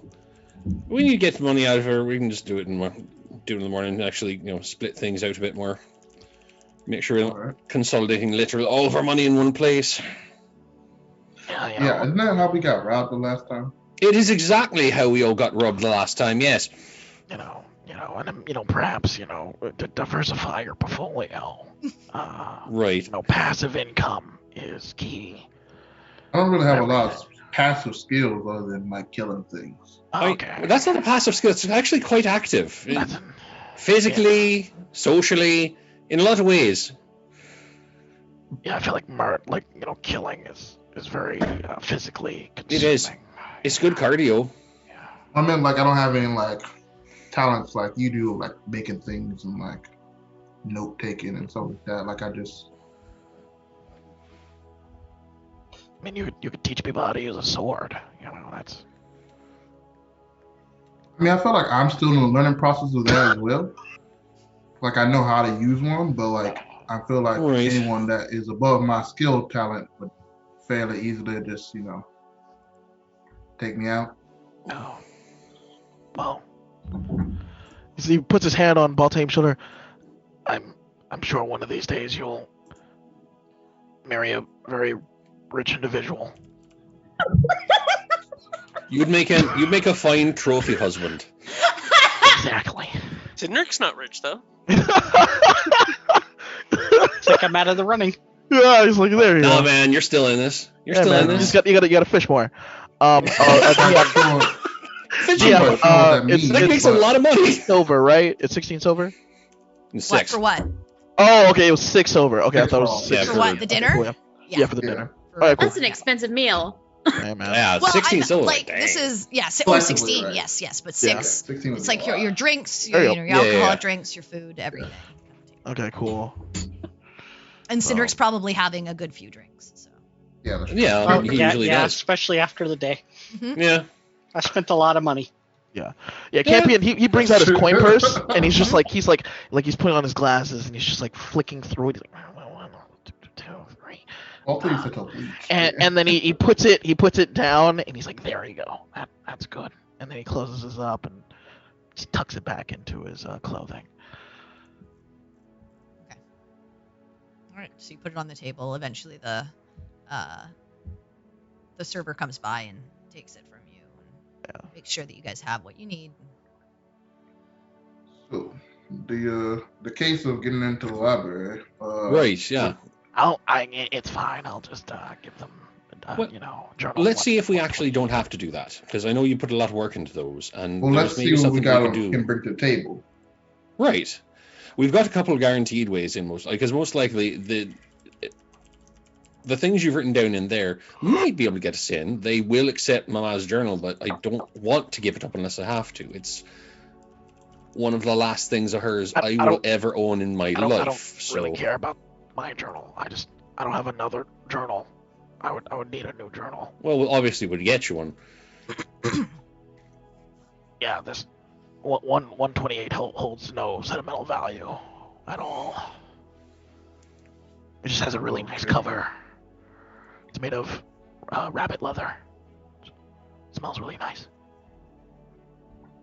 Start sniffing it. Okay. At least he's not licking. It's progress. It is progress. The only thing I thought of book-wise is I have some prayer rites that's I was previously on for my sister, but I feel like religious knowledge will be kind of, So the library takes just any type of knowledge, as long as it's in written, cohesive form. Well, we've only seen them talk about things that are written, but as Peri pointed out earlier, there's that circlet that she has, she considered donating because it's an artifact of a dead tribe of druids. And the story that goes along with it might be something. I don't know. We didn't ask him about that when we were there because the thought didn't occur to us. Then we ran into, Lex and Folton. So yeah, you got the we sense. didn't get a chance to go back. You got the sense from them that it as long as it's something that they don't have, that is more than just like a hastily written sheet of paper. Yeah. That you just present to them. If it's something that they deem as like worthwhile, it could potentially be a part of their collection. I mean, I do have something left over that, most likely they have not seen before. What's that? I'll pull out the last file I have left of the sand I collected from the asteroid. That could be something. I mean, there'd surely be some value in trying to study whatever the hell that is, and we are very ill-equipped to do so. We literally cannot do it at all, honestly. They did, the people that were there with us mentioned they'd never seen anything like it. Right. It's worth a shot. I mean, Yeah, I we can try literally that. Do you pull it out? Yeah. It's yellow sand. Oh shit! Yeah, bitch! Huh. Well, never mind that. Interesting, though, that it seems to have changed back to normal. Make a... I'll say Quinn. Make an intelligence or religion check. All right. Religion if it's better, but they are. I'll give him be the flash. same. I'll give him flash of genius on that too. So. All right. I'll just roll as religion because that's close to where my mouse is, and click. So that's a 7. okay. Quinn doesn't do Hard. religion. It's not terribly hard. Yeah. You know that the idea of desecration, just from what you've studied, is an area of land is desecrated. Once leaving that area, the desecration doesn't follow. Right. Okay. So when you took the sand out of that area, you're thinking likely it returned to its normal state. It was only when it was there, and you're not even sure if that area is still desecrated or if the desert rose has managed to do anything with it. You don't know because you left and you moved on to other things afterwards. But that's your knowledge of like corrupting like ground or anything. It's the same with hallowing some ground. Yeah. You can hallow an area, but once you leave that area, you do not take that divine energy with you. It only stays in that area. Right. So you get the sense of, yes, this land was corrupted and desecrated at the time that you were within its radial area, but once you left, that effect leaves with you. Okay, cool. I will tell people this. Ooh. Well, It seems like it's just no longer desecrated, since the land where we were was what was desecrated. Once you leave, no more desecration. Campion's like, he's so fascinated. He's like, I will puts out say his hand. Oh. the pendants that Quinn made for all of you of that asteroid are still that light-eating black material. So that has not changed. No, because that came off the actual Exactly. Off the asteroid. That was Cinder carved off those chunks of rock. Yeah, that was the specific material that was like strange in nature that you didn't understand, of like the ground in that area that he picked up the rocks from that ground. That has stayed the way it is. That has not changed to like just brown rock. That is still the way it is, but the same. Cinder, do you have any more of the actual meat here? Oh. I have one stone that was left blank. Ooh. That could be something as well. Oh, never mind. Hold on. Yeah. So Campion, can I attempt to? He has the sand out currently, correct? Yeah, he pulled the sand out. The stone he has not yet pulled out. Okay, cool. So normal sand. Boom. Campion would like to grab, like, hand his hand out, and it's like, gimme the sand. Gimme. He's not even telling him to give it. It's like he's just waving his finger. I mean, it looks like normal sand, right? Yeah, it looks like yellow normal sand. Yeah, you could have it. I don't want it. Okay, cool. So he just snatches it. He just snatches it, and he like opens the vial, and then he takes off the necklace, right? And he's just like has it on the table, and then he just sprinkles the sand over the necklace of the stone. He's like, and now you've made just a sandy table. Okay, cool. You're gonna have to clean that up. Oh my God! It's not like you didn't pour like a whole like it was a tiny vial of sand. Yeah, it's a tiny vial of sand. It's like spilling a salt shaker. Yeah, you just have you have like a salt shaker worth of sand over top of your necklace, and you're kind of like looking at it. It's still sand. Okay, cool. I wanted to see if there's any residual effect if it came in close contact with the Which the I will just say, you guys remembered when you were leaving, that was one of your worries, was that Quinn's magical abilities, his divine abilities, would be affected by this meteorite that we're taking, and you tested that, and there's no magical residual magic coming off of that stone that you right. However, it is a just hunk a very of rock strange from material. Space. Yes. Space. Which might be worth something. Because, nerds love space rocks. Why wouldn't a library? You're 100% not sure, but it is a very strange material. And like I said, it's like that light-eating black where there's no refraction off of its surface. It's not like obsidian. It's matte.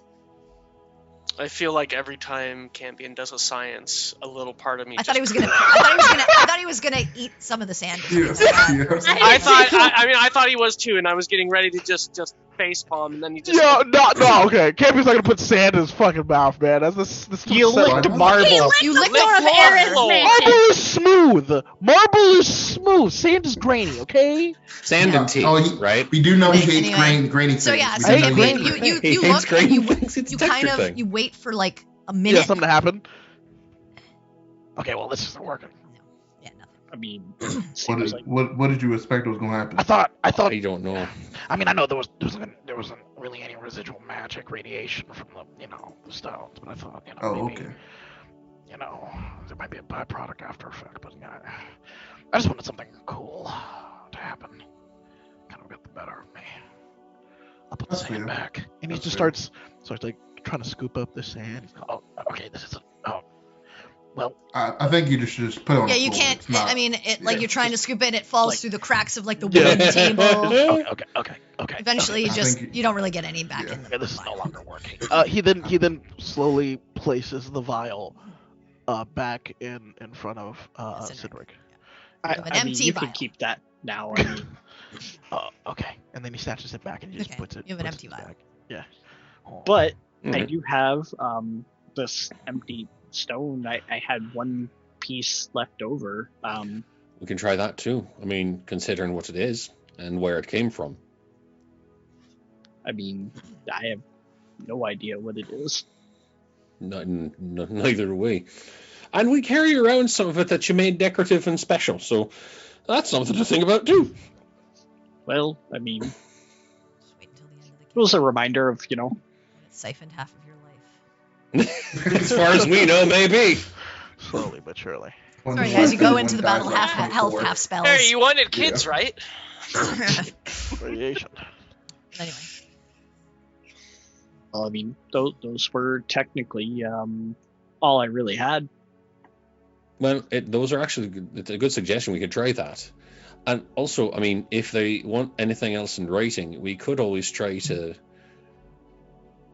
write up a few things of what we've encountered. The things that are safe to talk about, not like literally everything, like not go telling anybody who'll listen about the whole, God of Darkness thing, or, I mean, place of wind that no one else is supposed to know about.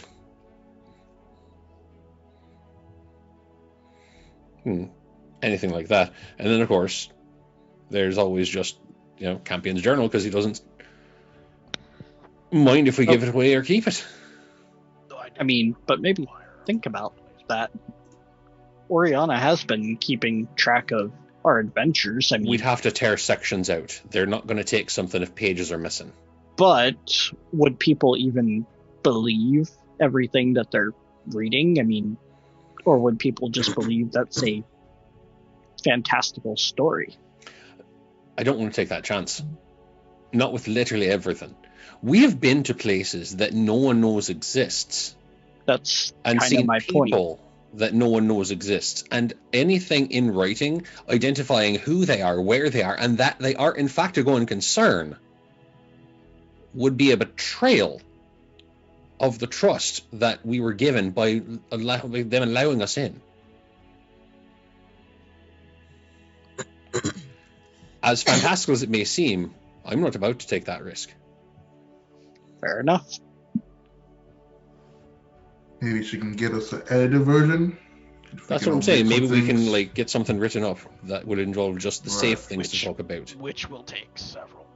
days. Yeah, Right. it's not ideal. It's basically if the rest of these things don't work Right. and we have the time to do it, we could try it. Otherwise, we have a few options on the table regardless.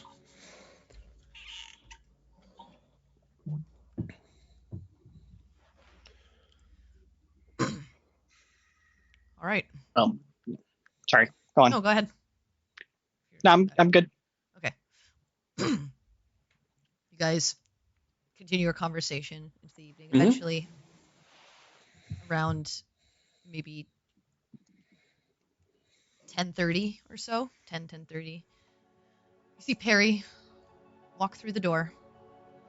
You guys are Mhm. just nursing drinks at this point. Your food has been cleared off the table. You're just finishing the last remnants of your evening together. Okay. When Peri comes in, I'll, Hi. wave at her. Howdy. Join everybody. Okay. Have a good time? Yeah. Got Good. some really, really pretty places. It's fun. Good. I'm glad. Like you said, it's nice to have a bit of normalcy. We've actually had a productive dinner and nobody died. So that's progress and also normal. That's impressive. Why is there sand on the table? Campion thought he could do science. And then he did not. Are you really all that surprised? No, I was just curious. I mean, we haven't been anywhere sandy in a while, though. No, actually, that was from the... that was from the desert. Earth that was collected for the desert at the crater. Oh. The formerly black and desecrated ground. Apparently, once we left the area of desecration, it was fine. Oh, that makes sense. We literally just never looked at it again. This wasn't the blackened area. That was like the rock. Yeah. This was the, right. the sand that was white and looked like all of the color had been sucked. Oh, right. Sorry. Yeah, I forgot the description of how terrible things were. Because the blackened ground had become like rocky and that material, which was how Sinric carved out some of the rock and used it to make your things. But once you guys walked out and further towards where your Telleric were, that was where he took the sample of the sand thing. Sand, yeah. Mm-hmm. Okay, yeah. Sorry, I just literally forgot the description of it. No, it's fine. I just wanted to clarify so you have the right information. No, I appreciate that. So, retcon, I say a different color. And the rest of it is the same. I mean, that would make sense, right? It does, actually. We just never looked at it again or thought about it. But remove the sand from the evil place, not the evil stuff. Not the evil from the place. The evil stayed there. Right. As far as we know, we don't know. Because, we haven't checked. Right. Well, that's an unnerving thought. Yeah, tell me about it. Let's not have that thought right now. No, instead, we can talk about more productive things we actually did get a chance to discuss. For example, we have a couple of ideas maybe on how to get into the library with things we've got without having to sacrifice. The idea of your circle that came up. We don't know if that would work or if they would need a story to go along with it. Also, there is the meteor fragment that Sinric took, the one that's blank. Right. It's a rock from space. I imagine someone would care about it. And that they wouldn't have it already. That would be a good idea. I think any object we give, though, we should probably write down what it is. That's like an a possibility, explanation. Yeah. Well, we can show them what we've got, and if they demand some sort of documentation to establish where they're from, then we can produce that when we've got some time after we finish trying to track down this fella. Right. Because we're not really going to bother going into the library until we're finished with whatever we're doing around town. Yeah. And before we go out into out into the jungle to try and make sure we get everything taken care of around here. For the favor owed and also for what you need to do. Yeah. That is important. I'm trying to think if we have anything else, anything at all. I mean, would it be possible? I mean, I don't know how much we'd have to edit, but we've been a lot of places. We just couldn't talk about certain ones. We were talking about that. Talk about that as well. Yeah, and we could possibly make a redacted version just by, recreating a few stories of things we've done, places we've been, and leave out the sensitive information about places and peoples that may or may not exist as far as the rest of the world is concerned. Right. Like we wouldn't talk about what happened on Avonhurst or what happened specifically at the Jilra. Right. Or the ruins. But Exactly. we could talk about the flump and the worm fights and the water ghost in Dahana. Right. There's quite a few things we could do, possibly, but the thing that is, it runs into time. Of having to sit down and write it all out. Right. Because we can't just hand over whatever Orianna's been writing, because then that's literally spilling every drop of tea we have on a lot of things, and there is no way that ends well for anyone, especially not us. That's very true.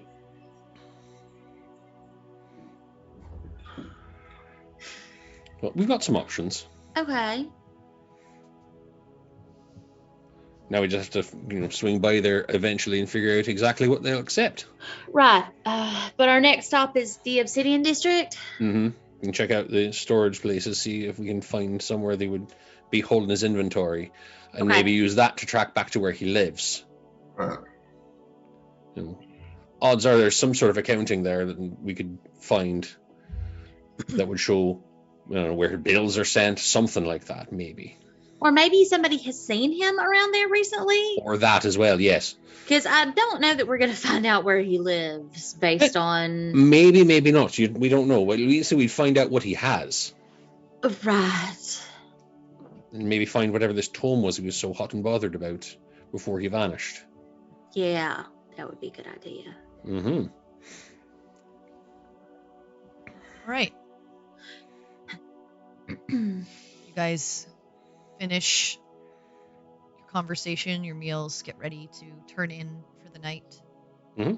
You all head to your various rooms. Mm-hmm. Peri now on her own. Mm-hmm. Is there anything specific you would like to do before you turn in for the evening? Before I go to bed and after we finish up everything dinner, I actually want to go and knock on Peri's door. Easy enough. You do? Uh-huh. Hey, you got a minute? Yeah.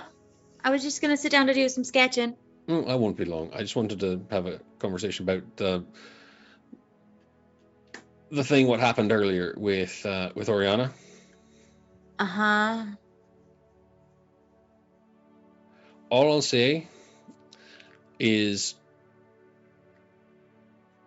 whatever it is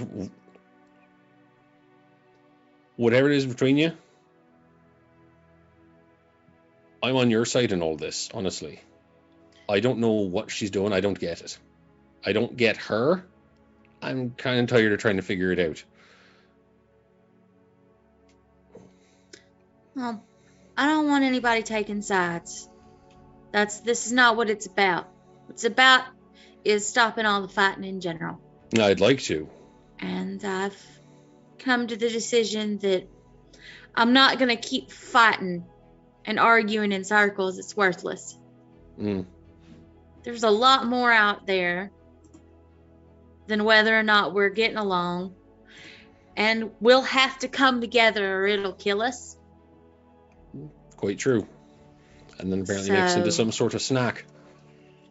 And we've seen it happen more than once. Let's just say we've all got a lot to live for. Yeah. As far as I'm concerned. So I don't want anybody taking sides or thinking they've got to. I don't. I want to do what's right. I want to do what's right for the group. I want to do what's right for, as dumb as this sounds, the literal world right now. And I want to do what's right for my people and myself. So. Right. And I don't feel compelled to take sides in any of this, but what you just said is the reason why, in however this shakes out, I'm backing you, because you actually give a shit about all these other things. You said nothing of yourself in any of that. You spoke of concern for the rest of the group, for the rest of the world. Not once me, anything like that. I imagine if I had the same conversation with her, it'd be a bit more inwardly focused. I get it. I said I'm not here to pass judgment. I'm not here to decide who's right and who's wrong. I'm going to do what I believe is right.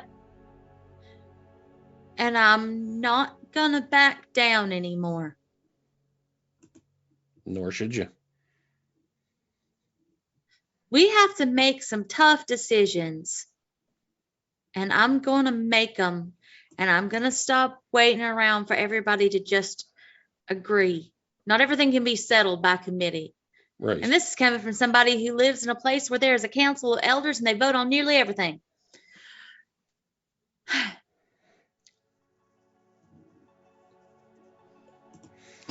Yeah. We've been traveling together for far too long to be fighting like this, and I'm done with it. That's all I'll say.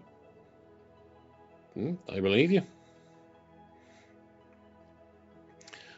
Everything we've been doing, we're just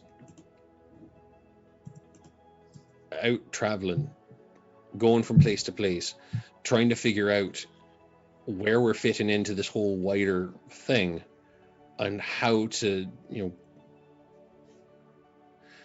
how to stop something terrible and also get something terrible off of us.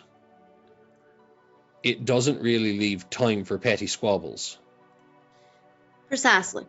And I'd honestly, I'd like for him to stop just as much as anyone. It is time for us to all put on our big kid britches and deal with it. So that's what I'm doing. Fair enough. That was it. I just wanted to know if any of this continues. I don't understand what she's after, and frankly, I don't fucking care.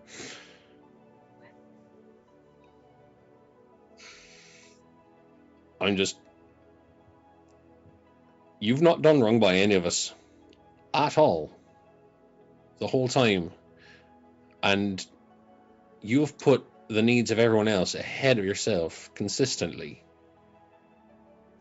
It's something to be admired. I mean, there was that one time I went running in and, well, Liz and Charlie beat the holy hell out of us, but that's another story. Yeah, but I mean, mitigating circumstances being with you thought they slaughtered a bunch of folk that you were kind of cousins with, you know. All I'm saying is I ain't perfect and I ain't claiming to be. I'm not saying anyone is. I'm just saying that you put a lot of care into what you do, and that's important. And you put the needs of the many over the needs of yourself time and time again, which is admirable, as long as you do remember that you matter in all of this. Not leave yourself out completely, you know? Yeah. Anyway, that was it. I just wanted to have a quick word. I'll let you go back to your drawings. I'll see you in the morning, Quinn. You know where I am. I'm gonna go to my room. All right, you head over to your room that you are sharing with Baltaim, I believe. Probably smells like farts. 100%. No. Yep. Baltaim, Campion, Sinric, are the rest of you doing anything? Not for now. Okay. Yeah, Campion's just, you know, he's working on. I'm with Sinric, right? I'm rooming Yes. with Sinric? Yeah. Okay, cool. Yeah, you just see like if you enter, like Campion's in there and he's just working on like a secret project in the corner, man. Okay. You're working on your secret project in the corner. I know. Interesting. I know enough not Sinric, to ask yeah. questions. Yeah. Sinric just gets ready Smart for bed. man. Gonna go to bed, just put the looks pillow over over there my and is like, head. All Yeah, right. smart man. Smart man. It's like, You hear like kind of like crazy maniacal laughing from like Campion's like. Oh, that's not unsettling That's at pretty all. standard from Campion. Like, yes. what I'll do is before bed, I will slide him the note for the head measurement. It's like, so how accurate is this? Wait, did he measure my head? No. He's No. got He got his measurements measured. for him and Baltaim. Yeah, well, he got a hat. Yeah. Oh, okay, cool. So Campion checks the head measurements and everything. He's like,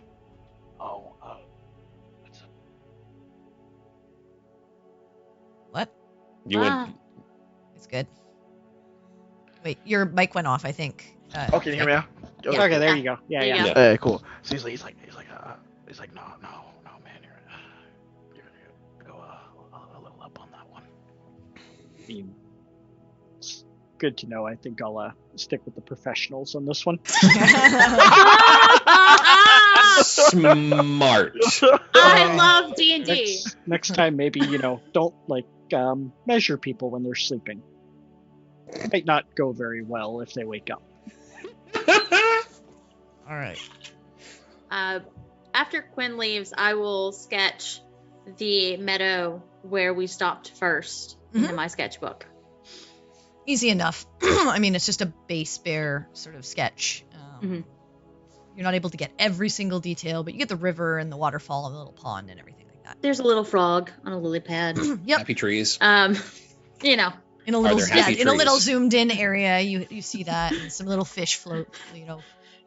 And next to it, I just write, "Oh, to be a happy frog." Nice. Just a little happy memory. And I put it aside, and I meditate, and I go to bed. Okay. Orianna, around 11 o'clock. Yeah, comes by. when it feels about time, I'll knock on Sinric's door. Okay, so I'll say, because it's going to take about an hour to get back, unless you're gonna run. But like the casual paced walk will take you about an hour. So you make sure you give yourself enough time. So I'll say maybe like around 10:30ish. Yeah, 10:30ish. Cynric, you hear the knock at your door. Campion, you obviously hear it too, but you're kind of. Yes. Was that you knocking? What? No, that's exterior knocking. Okay, I'll get up and open the door. I'll say you're not quite in bed yet. You're just like getting yourself ready. So. He's in his PJs, a smoking jacket. Yeah. I imagine it's one of the long night shirts. Yes, one of those old time. Do you also have a he nightcap? has the hat with the top hat Puffball on the end of it. No, Please God, let there be a long one with a puffball. He looks like Ebenezer. That's what I was gonna say. Hell yeah, man! You're gonna be visited by 3 ghosts. Don't open the door. You see Orianna standing there outside the door. An important note: Orianna is not in her usual traveling wear. She's in her formal wear. Planning Fancy. a trip? My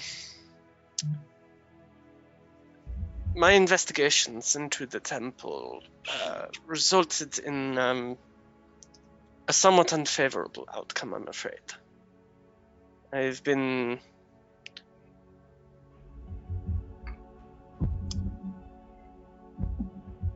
requested to lend my talents to their mass at midnight, and I'm not sure the nature of this contract.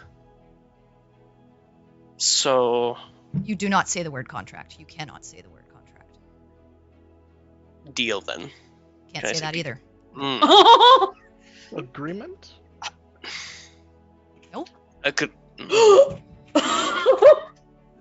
Party. Man, you're fucked. Situation? Yeah, you can say situation. Oh, shit. I'm not sure the details of this situation. If I'm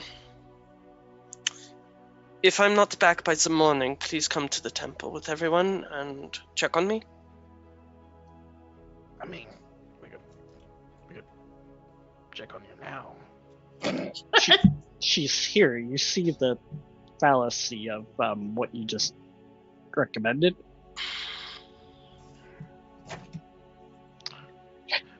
Yes, I mean, okay. Do you want us to go with you, or do you want us just to check on you? We could perhaps go with you. I will send you a message if I need you. Just know I will be at the temple. And if I'm not back in the morning, please come check. Now, you say temple. The Soul's Gambit. And where exactly? I'll give him the directions. Yep, easy enough. She gives you the directions to it. Okay. And maybe next time, speak plainly. I mean, sometimes your words are poor. You have no idea how fitting that is at this moment. Yeah, I don't know why you just don't just say things like a regular person. I mean, that's coming from him. It's got to be. Oh man, that's wow, man. Did Campion just polymorph into a tree? Because damn, the shade coming off of him. All joking aside, I mean, if you don't need us to come with you, we'd be more than happy to check with you in the morning. I don't think there's going to be any problem tonight. Okay. The issue is I do not know how long this will go for. You're Wait, going this to is at the middle church. of the night. Are churches open? Apparently this one is. Our church is open. Your church is open? Campion, you know nothing about... I know nothing about churches being like hours. open. Like he's just like, oh yeah. I mean, If you both want to come, you're more than welcome to. I just don't want to.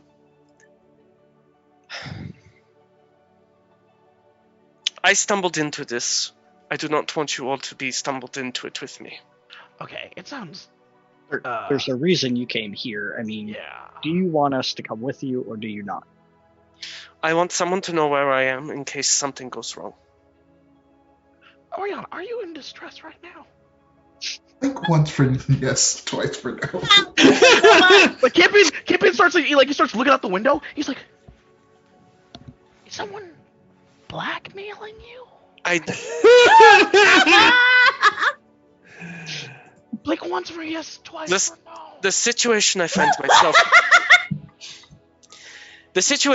find myself in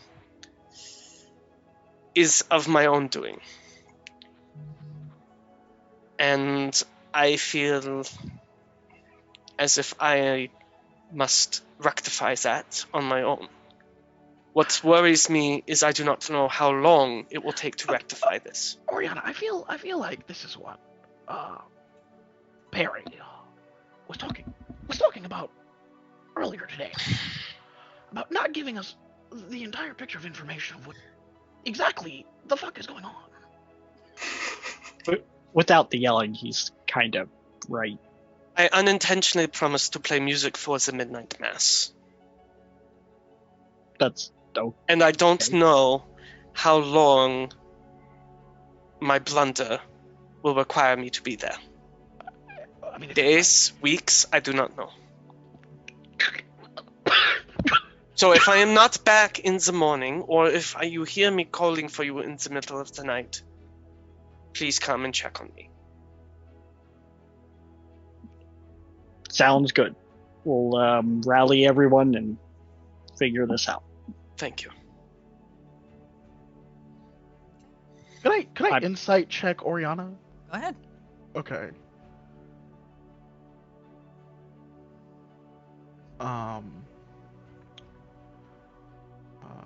Yeah. Let me insight. What's going on? Yeah.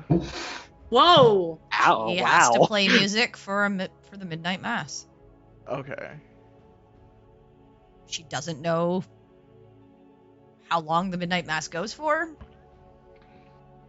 She doesn't know if she'll be asked to do it again. Mm-hmm. She has to do it tonight. She doesn't look like that she's worried or anything, correct? That's up to player to decide. I feel like she always looks worried. she's like, I don't know what's going on today. You know? She doesn't seem upset or panicked. Okay. But she seems very unsure about what she's doing. Okay. She's putting on this air of, I'm doing this because I am honor bound. Okay. I don't know what this is entailing. I don't know what I've gotten myself into. There's an element of mystery on her face. She doesn't know what she's about to be involved in. Okay. But she doesn't seem like, oh my god, I'm gonna die. Okay, got you. So there's some, you know, there's concern on her face. There's concern, but it's not like life or death. It's like, I don't know what's going on. There's the slight intrigue to it, I'm guessing. She's probably a little bit intrigued by it, but she's also a little bit worried because she doesn't know. Exactly. Did I just promise to play music for the mass for the rest of my life? Okay. Cool beans. Okay. So Campion's gonna be, oh, okay. Cool. Well, okay. Well, you'll do the mind message thing if you need help. Yes. Okay. And maybe just say you need help and not, drag it out. I will not be overly verbose. So if we're done here, I'm gonna start shutting the door and. It's like I'm just shutting the door. Campion, Campion is just like eyeing Orianna, like he's not taking his eyes. He's like, just walking. Yeah, as the door just closes, you see her closes walking down the hallway. Okay. I'm really good at saying goodbye. So. Yeah. All right. Are you guys just going back to what you were doing?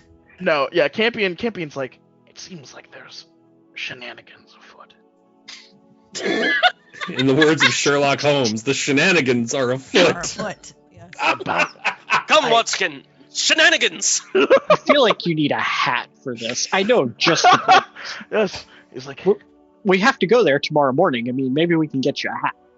A deerstalker hat, and I'll be your best friend for life. yeah, one step ahead of you. And he quickly makes a crude paper hat and puts it on his head. He puts on a little pirate. It's one of those little DM. sailor. Yeah, sailor hats. Yeah. DM, I have a question. It's very important. Does your world have the equivalent of tinfoil? Probably, yeah. Okay, we need to get some. We need to get some for kids. We gotta get some. We gotta go to the fantasy bodega. We gotta get this shit now. Okay. Yeah. All right, so you have your little like boat hat on top of your head. And then he's gonna slink over towards the window. Wait, our window is not towards the entrance, correct? Like we're not pointed towards the entrance. Okay. Got you. Like your pointed probably towards more like a side alley. Okay, cool.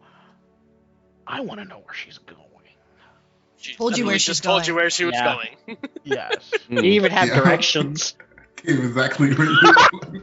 I want to say Cynric points out that we already know where she's going. Yes, but I want to know. Oh God! I should have just told Peri. I'm gonna wait. Or literally anyone else. The Campion immediately starts just shoving his shit in his bag, and he's like, "Great, let's go." Nope. Okay. All right, so you start heading. You see Campion start heading out the door to follow. I'm going to Orianna. attempt to stealth. Okay, go ahead and roll a stealth for you and Greybone. Campion Holmes and Dr. Greybone. Yeah. You have the ring right now, not the. Well, yeah, but I don't have the ring right now. But I'm not currently wearing my armor. I would have taken off the armor because we've been going back in the to city. sleep. Okay, sure. Yeah. So just a straight Yeah. stealth for you and a straight stealth for Greybone. Stealth.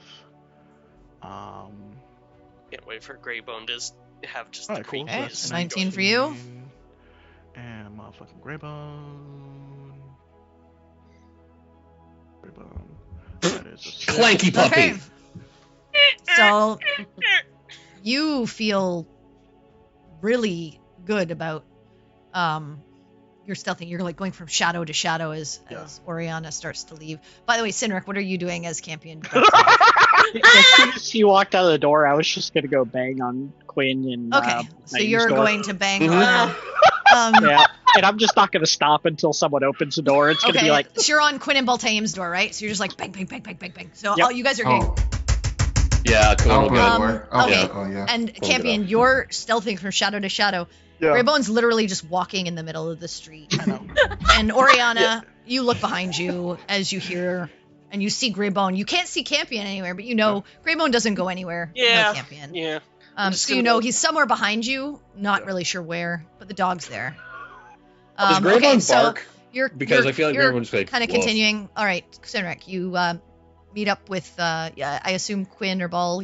One of you comes. Yeah, to the door. Quinn will get up, but then there's a knock at the door. Yeah, you guys are out of Where's your the armor at this fire? point and stuff like that, and just kind of Mhm. getting yourselves ready. But you see Cynric in his like onesie with his hat on his head. My nightshirt. Yeah. Yes. knocking on So your Where's door, the standing fire? there. no fire yet. Orianna just kind of left. Said she had to play some music at a temple. Wanted us to check in with her in the morning to see if she needed help. And then Campion took off after. I feel like maybe some supervision might be required. But which But- one? Orianna made her own bed. She can sleep in it. As far as Campion, do you really think that if we caught up with him, we could stop him? I wasn't going to stop him to begin with. I mean, Exactly. I probably could have in the room if I really wanted to. Most but likely, yeah. I think he'll be fine. I mean, she's gonna go play music somewhere. He's gonna go there. Eventually, he'll come back. I mean, I will say she didn't seem her normal self, but she didn't seem distressed about the situation. As long as I'm not the only one that knows about this, it can't come back on me. Good enough. So if one or both of them are missing by morning, we go look for them. Well, we do, yeah. Do you really trust camping to be out in the city at night? I don't trust them to be alone under normal circumstances. I mean, do we want to go try and track down Campion? That's what question I'm asked. I mean, that's a fair point. I don't know if we do trust him to be on his own. Shall we begin a group reconnaissance? Why didn't you stop him in the room? If you had this concern, you could have just picked him up by the back of his shirt and held him until his legs gave out. And honestly, why did you not have that idea before? Part of me feels better that someone went with her. Okay. It's not like he can't handle himself. So do we all want to follow them as well? See if we can catch up with either one of them. Where's the temple at? He's going to a church. I'll give him where the temple's at. Mm-hmm. You know, it was the Soul's Gambit, the one that she had been right. As far as my concern goes, if we want to go get Campion back and drag him on home, that's fine. Make sure he doesn't get in any trouble. Let her do whatever she wants. Well, I mean, if she gets in trouble as well, that might be a little bit of a situation for us. Maybe not. I don't know. I don't know what she's doing. I've just run out of energy to care over much. I'm just tired. That's fair, but right now, the only people that care about us is us. We gotta at least care about each other, some degree. I mean, it is a fair point. Yeah. I think we should at least go and check this out. All right, I'll put my pants on. Oh, I'm already ready. Yeah, some of us. Peri up. You're gonna walk out in your nightie? Why not? Okay. It's nighttime. Okay, you have to go put your boots on, but I'll grab my glaive and my boots. Okay. Yeah. All right. So you watch Sinric walk back to his room. And then walk right back out. Yeah. Meanwhile, if we're going out, Quinn is suiting back up. So however long that takes. Well, it'll take you, I think, like 5 to 10 minutes or something like that. Yeah, pretty much. Suit back up as well. Yeah. Shall we? All right. Orianna, at this point, we'll get back to you guys in a minute. Yeah. Orianna, at this point, do you just continue knowing that Campion's following you, or do you kind of wait to suss him out? I'll just call out, Campion, your dog is in the middle of the street. Campion, I'll roll a performance for this. Campion then attempts to pretend that Greybone's actually talking, and it's not Campion. Yes. Oh my god. Yes. I was like, do you have thaumaturgy or? No. He's just yelling. Apparently. Try and throw his voice. I mean, you literally don't have to roll anything for this, because Orianna's not a fucking idiot. I know, but this is just. Yeah, go ahead. I mean, you can role play it, but there's not going to be a roll because go, is literally looking at Greybone and can see his mouth doesn't move. Can I hire Campion for a child's birthday party? And has been around you for like a month and a half, 2 months. Yeah, exactly. So Campion's like this is Greybone. Campion out here. I will say, make a stealth roll. To see if you can throw your voice enough so that she can't pinpoint where you are. Where I am exactly. Oh, okay. Wow. That's fine. That's fine with me, baby. Yeah. Okay, yeah, no, that's not fine. Orianna, you're passive. This is amazing. That. So as soon as you start speaking, you know exactly where he is, over in a shadow to the left side of the street. You kind of see him peeking around the alleyway there. Yeah. Campion, if you must do this, can you at least be a gentleman and walk alongside me and not stalk me in the shadows? You found me? Oh, damn. Wow. Yeah, I can do that. And I'll just kind of hold out my arm. Just kind of saunters out, and he takes it, kind of saunters out, and then boom. Okay, so you guys start walking in your Alright, direction. So you end up, you're already like halfway there by the time you guys are even getting ready to go. But you guys get all your stuff. The four of you meet in the hallway. Mm-hmm. What are you doing? I'm still wondering. Oh, did we already knocked on? I think All right. Cinder probably would have done that while the two of us were getting all, What, Sinner's doing linked what? up. Like, Okay. Cinder had literally guess. 2 seconds of time to get he got ready. his It was boots on. spear, straps let's go. I'm I'm assuming he would have gone and knocked on Perry's door. So and are been you like, knocking on hey, girl, Perry's hey. door as well? Yeah, I'll. Okay. Yeah. So Perry, you hear a... What? We got some walking to do. I open the door. You see him in his nightie with his hat on, his sleeve on his boots. back, Mhm. his boots over top of his like unpantsed legs. First of all, I am in my pajamas. I mean, so am I. And second of all, it's the middle of the night. Not quite, Well- not yet. It's about 11. It's not time. One of our esteemed group members might have be in need of assistance. So Oh. it's time to take a walk. Who is in need of assistance? I believe Orianna might have gotten herself into something. I believe Oriana's a big girl who knows what she's been up to lately. Well, that's fine. I mean, I understand. Are you staying or are you coming? Why do people not want to just tell me what's going on? What's I've happening? already explained it twice, but to recap, she is going to play music at the cathedral. She did not seem distressed, but was very clearly asking for someone to check in with her. Okay. It's not like she says things openly, so reading between the lines, Right.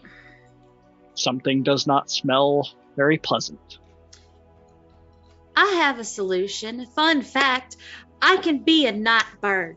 Would you like me to put on at least some boots and grab my staff, and I will go, and I will turn into an owl, and I will go. She went to the Obsidian District, right? Yeah, the gambit. I know the way. I went tonight with Folton. I can become an owl. I can become an owl for like 4 hours. I can fly out. I can see if she's okay. And Well, fly the- back. Other complication is Campion went along with her. Okay. I mean, I can fly out, find the both of them, make sure they're all right, and come back. If that would make everyone feel better.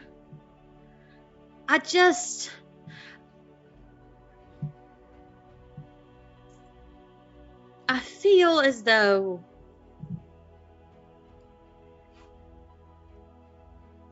if everybody had been upfront in the first place and we had been in agreement as opposed to all this fighting, we wouldn't be in this situation. Is everyone else going? They're getting ready. At this point, you see Quinn and Baltaim suited up in their armor behind Sinric, looking a little bit more presentable. Okay. I will go get pants and I will come with you.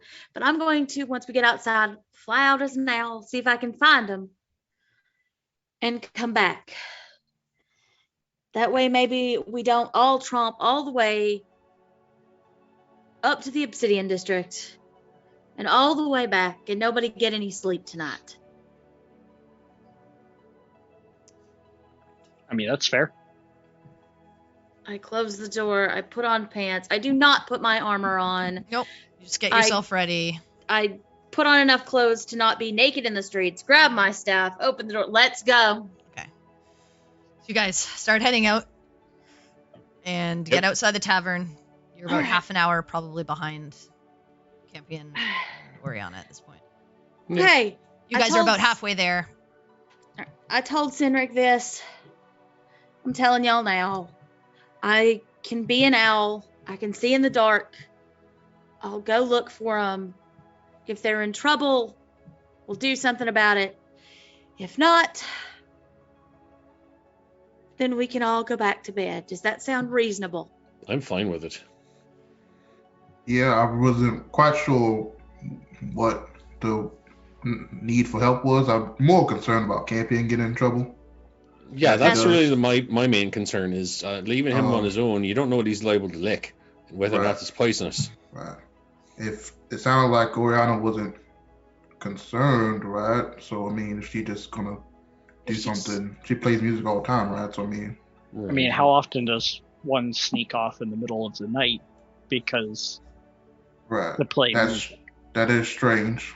I mean, it's odd, but then again, she's been keeping secrets and not telling us stuff and trying to manipulate the group for a while now. So, pretty much. And to be plain, it still doesn't mean we don't help. I'm not saying we don't. Especially if someone could be in trouble. I'm not saying we don't. I am saying that she needs to put a big girl panties on and deal with it. And in a flutter of wings, Peri poofs into an owl, and I'm gonna start flying toward the Obsidian District. Okay, you start flying in the direction that you're told. Are the rest of you still walking in that direction? Yeah. Yeah. Okay. So you're walking in that direction. It won't be faster than her, no matter what. No. No, I'm an owl. But they're about 30 minutes ahead. So you go ahead and Peri, make a perception check for me. Okay. And I have keen sight, so I can do this at advantage. It's gonna do 24. Okay, so just at the lip of the Obsidian District, you finally catch up to them. You've made the distance based on your owl speed and stuff like that, and they're not being particularly stealthy or particularly quick. And you see Campion and Greybone and Orianna walking side by side into the Obsidian District. Right now, just walking. Okay. Everything seems from, where I am. Yeah, they're just walking. Okay, everything seems fine. I will continue to follow them. Okay. So you fly inside for a bit. Go ahead and make a stealth check for me, please. Okay. Campion and that's a Orianna, 5. go ahead and make a perception. There's an owl.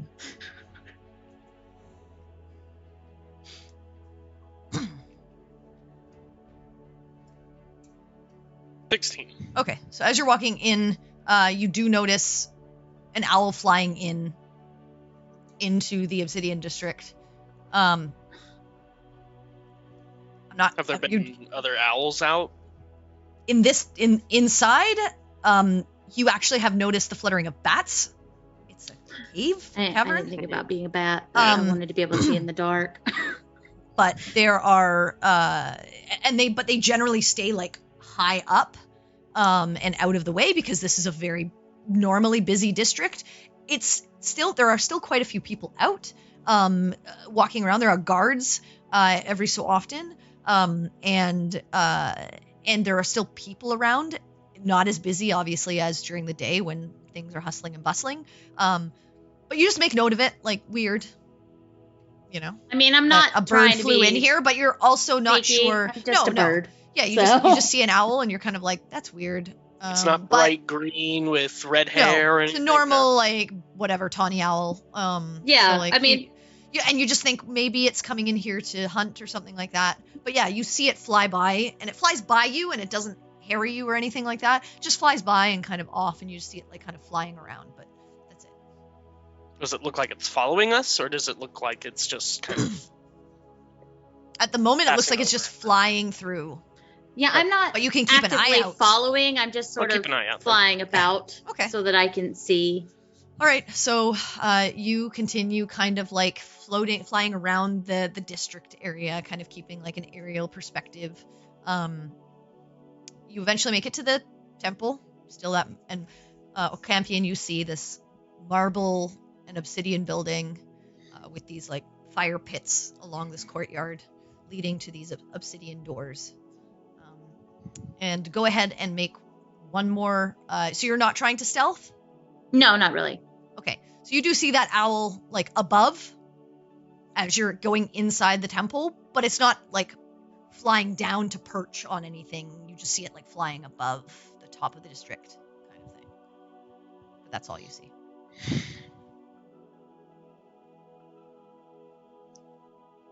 Tempted to do something.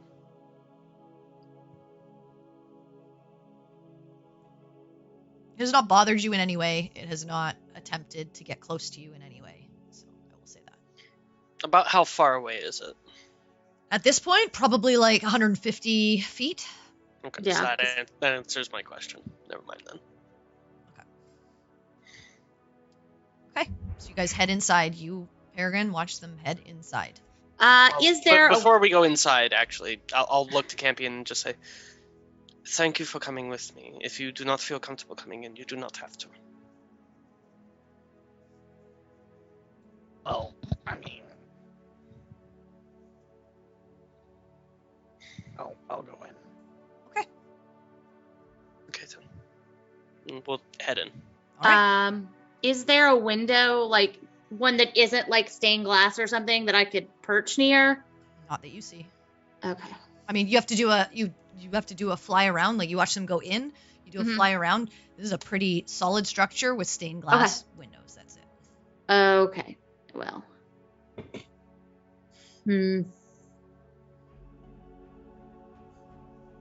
But they just casually walked in, and it doesn't Casually walked in. You didn't see them burn up in hellfire as they crossed the threshold. Yeah. It doesn't seem like there's anything wrong. Okay. Oh God, my skin! If that's the case, then I am going to swoop on out and go back to the group. Okay. You catch up with them about the time that they're getting to the start of the Obsidian District. Okay. You see this owl flying back as you're about to head through the initial cave to go into the district.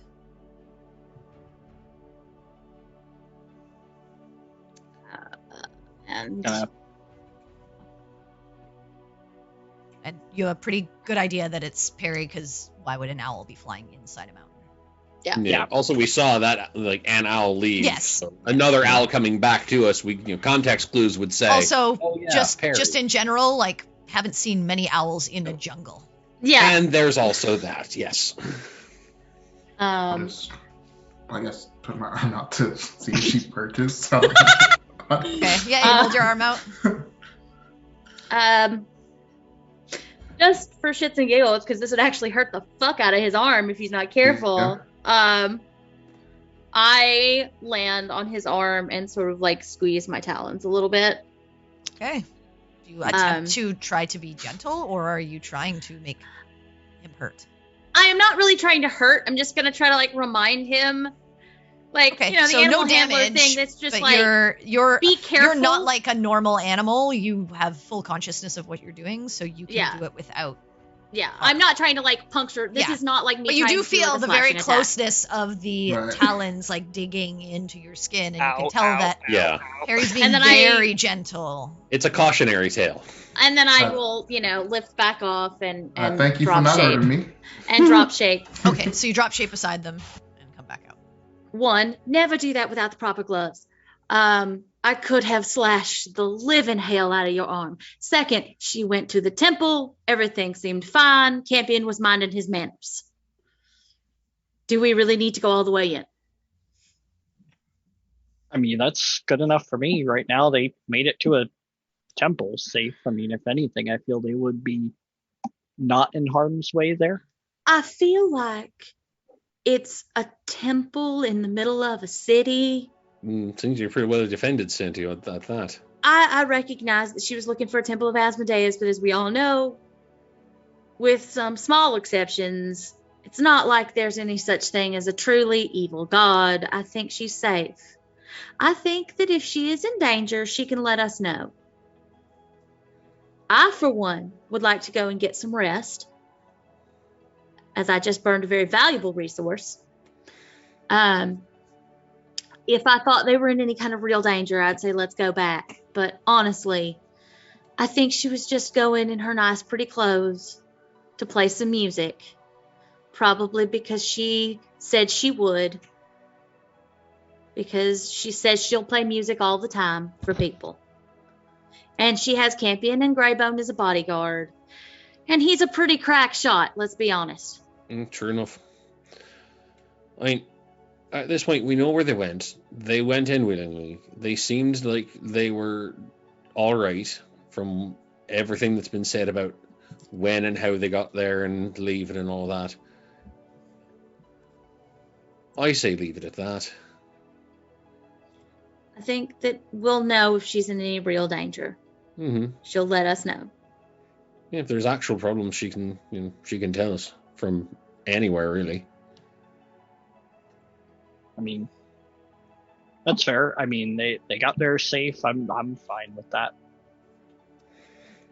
So you guys start heading around and Yeah. heading back.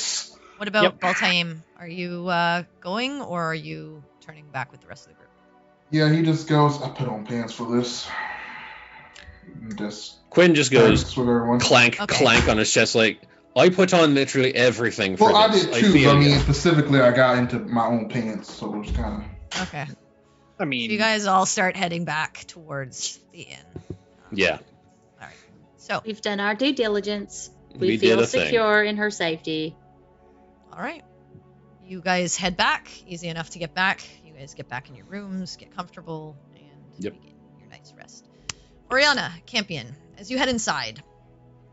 Orianna, many more people than when you first entered in Campion.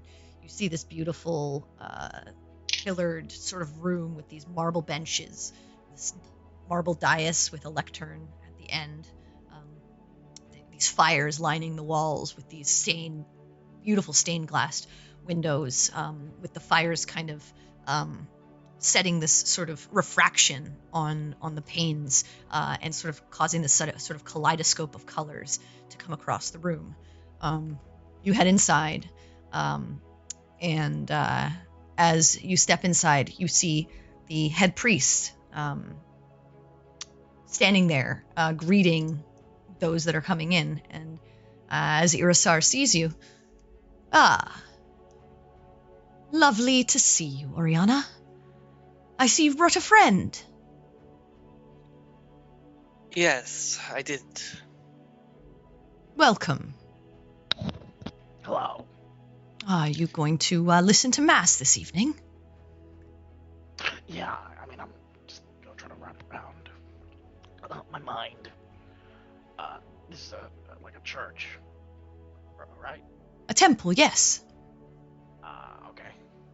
Do normally do temples, hold mass at like 11 o'clock at night? Midnight, actually. We're getting close. It's about 10 minutes or so from, but it depends on the temple. Really. Some hold early morning mass, some hold them in the afternoon, some hold twice a day, 3 times a day. It really depends. Ours is at midnight. Erisar, if I may, I do not intend offense here, but the favor, how long am I expected to perform it? Just for tonight? Actually, I don't think you can actually say favor. You can't say favor. Okay. You can say the situation or the performance. But you do. You say, how long am I? How long? Is it only for tonight, then? Whenever you're needed, I think. And if I cannot make it? Well, suppose you'll have to find out now, won't you? Yeah, Campion's just like looking at this whole like discourse. He's like, "What the fuck is going?" And you see Irisar kind of look at you, Campion, and he says, "Please, Orianna, go set yourself up." I'll just kind of be gracefully nod and go get my flute tuned, I guess. Okay. And Actually, is it a wooden? It's a wooden flute, isn't it? Yes. So it probably And, doesn't have a tuning feature then. As you like head down into the area, he says there are instruments if you'd prefer to use those, and the music is also there for you to begin to study. Is there a violin? There is one. I'll get the violin. Okay. So you head over there, and Campion, as you kind of stand there, you watch as he moves his fingers in a way that you've not ever seen before. And this like fire comes out of them, but there's no language to it. It's just like very interesting. Do I see this happening? You're busy Nope, doing it. you're walking towards the back of the room. This is the first time I've seen this, correct? Yeah, ever. Okay. And he finishes and he says, "So you wish to join our mass this evening?" Yes. Is that something I can? No, you're welcome to. I'm Irisar Fulgrim, head priest of the Soul's Gambit. Who might you be? Young brother. I am Campion Blackheart. It's a pleasure, Campion Blackheart. Well, we are always happy to have new members of our parish. I wouldn't really call Or even exploratory members. That's fair. I'd say emotional support. Emotional support. That's Yeah. okay, well. All we ask is that you pay your respects before you step inside. Pay my respects. How? Simply state, Everest Luai. Campion has a 19 intelligence. Could I make an intelligence? So does Orianna. You know nothing about what this is. Okay. Oh no. Okay. I ask him, is that some form of language or something? It's the prayer. I don't do. Respect. Well, you wish to come in here. Well, I And wish be to a- observe. Okay. And if you wish to be respectful,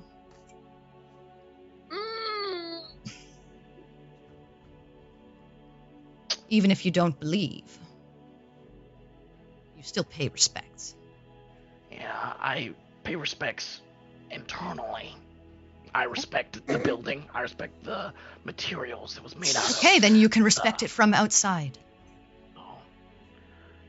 I don't think I'm going to do that. That's fair. Oh my god. Oh my god. We are starting in a few minutes, if you'd please. Wait outside for Miss Scarlet. And how long is this sermon going to take, sir? About an hour or so. It's a normal mass. Okay.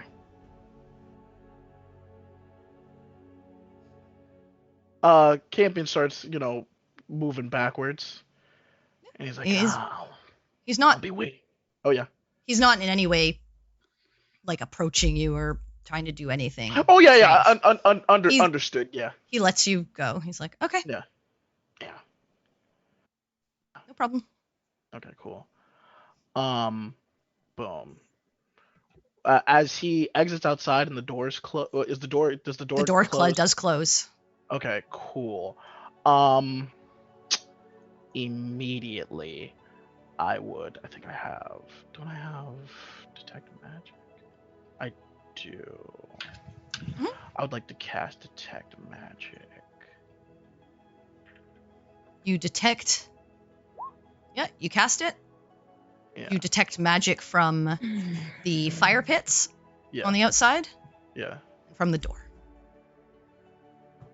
Ooh. Oh, okay.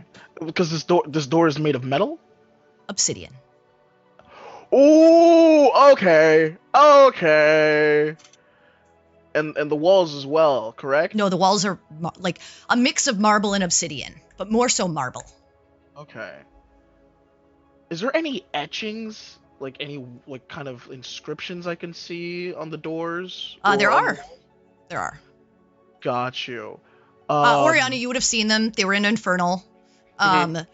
Literally just kind of monikers of like the name of the temple is actually was in Infernal, above the door, the Soul's Gambit, and just from the sides before you stepped in, you would have seen like just little things like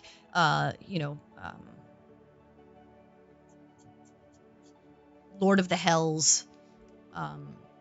Different titles for him. Yeah, God of,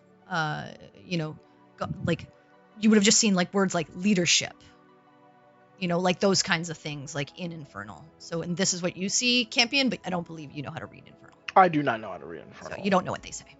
Got you. Cool. Okay. Campion's not liking the situation. This is some stranger danger bullshit. And you watch as Campion walks. As you like turn around and begin tuning the violin and getting things ready. You do see Campion walking outside of the door, and the door closing behind him. The head priest's back is to you, so you can't really see anything of that nature. But you watch as the door closes, and after a moment or so, you watch as he turns back around and begins walking up the middle of that carpet towards the end and towards where you are kind of stationed off to the right-hand side. There are a couple of other people actually as you came in. There's one person at like an organ, and it looks to be half elven in nature, and you see another person on some kind of like timpani kind of drum that is half orcish. And they nod at you when you come over and get ready, greet you. Generally are getting their sheet music ready. How long have you all been playing? The organ player turns and says,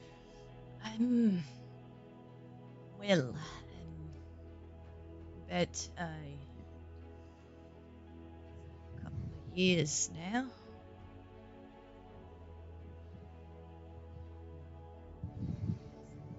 It's a good gig to have. I enjoy the mass and live in the city anyways, so. And the half orc, about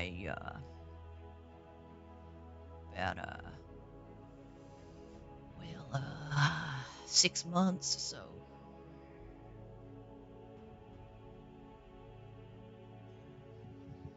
Welcome. Let us know if you have any questions. Happy to help. Thank you. Of course. I'm sure it'll do fine. And you see as Irisar steps over and kind of gives you a nod and points to the half-elven gentleman, and they begin to get ready, and you hear them play like the first bit of notes, and you hear the beat start out, and you know that that's sort of like getting you guys ready to begin playing, and eventually you start. So tempted to try something, but I don't know if Orianna would do it. Okay, well, you're kind of led into the music, and eventually the violin part kicks in, and you begin playing. Yeah, I begin playing. You do. Your body refuses to not play. Oh, shit. Yeah. And Campion, you don't hear anything. My God. Yeah. You don't see anything. You're just outside. Wait, that's not physically. I don't hear anything at all. It's a marble building. Yeah, Okay. there's stained Yeah, glass. Like, you're I not couldn't gonna- see. I couldn't see or hear in Yeah. without going inside. You don't That's hear why Peri anything. left. Okay, how? And it's how... not. They're not a band. There's like 3 people playing music. That's it. It's Okay, like okay. they're not like an orchestra having a concert. These windows. How tall were these windows again? Off the ground, probably about 10, 15 feet. Ooh. And they were stained glass windows. They're stained glass windows. Yeah. You So can see like the shit, iron sort of filigree in the centers where like the stained glass panes are kind of within. If I were to do a quick rotation around this building, Can't get to the back of it because it's literally backed into To a wall. into the cavern. Oh, okay. But you could go on either side of it.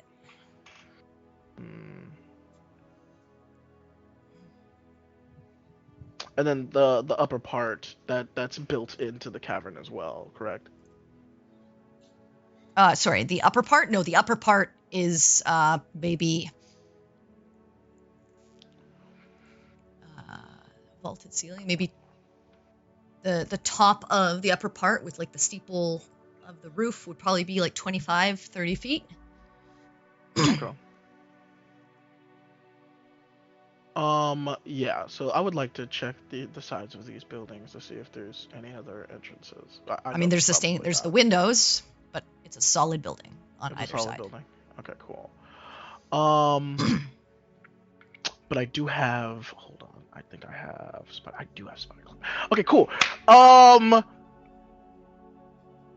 Campion is gonna pull out these type of soles that clip to the bottom of his boots, and then switch them on.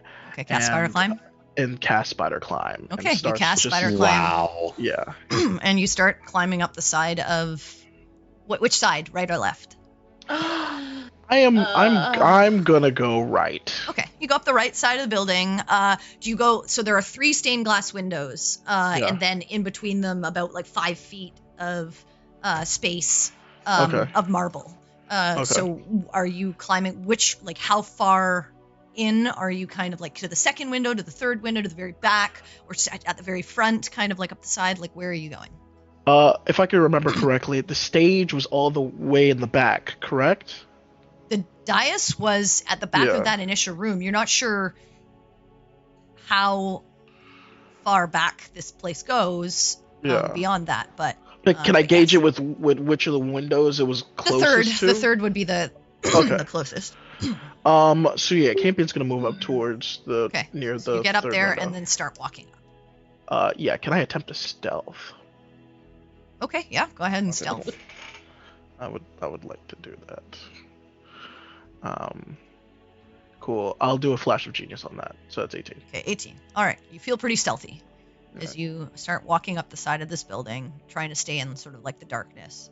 And you, how far? Like, are you going up to the roof? Well, I was gonna go up to this window right here. Okay. You get up to the stained glass window. And Do I see anything through this? I don't see anything through this window. It's hard to make out. Okay. But you see like sort of reflections of that room. It's very difficult to make out people or anything like that, but you can kind of make out the interior and that like back area. It's hard to make out who is where and what, but you just see like the inside.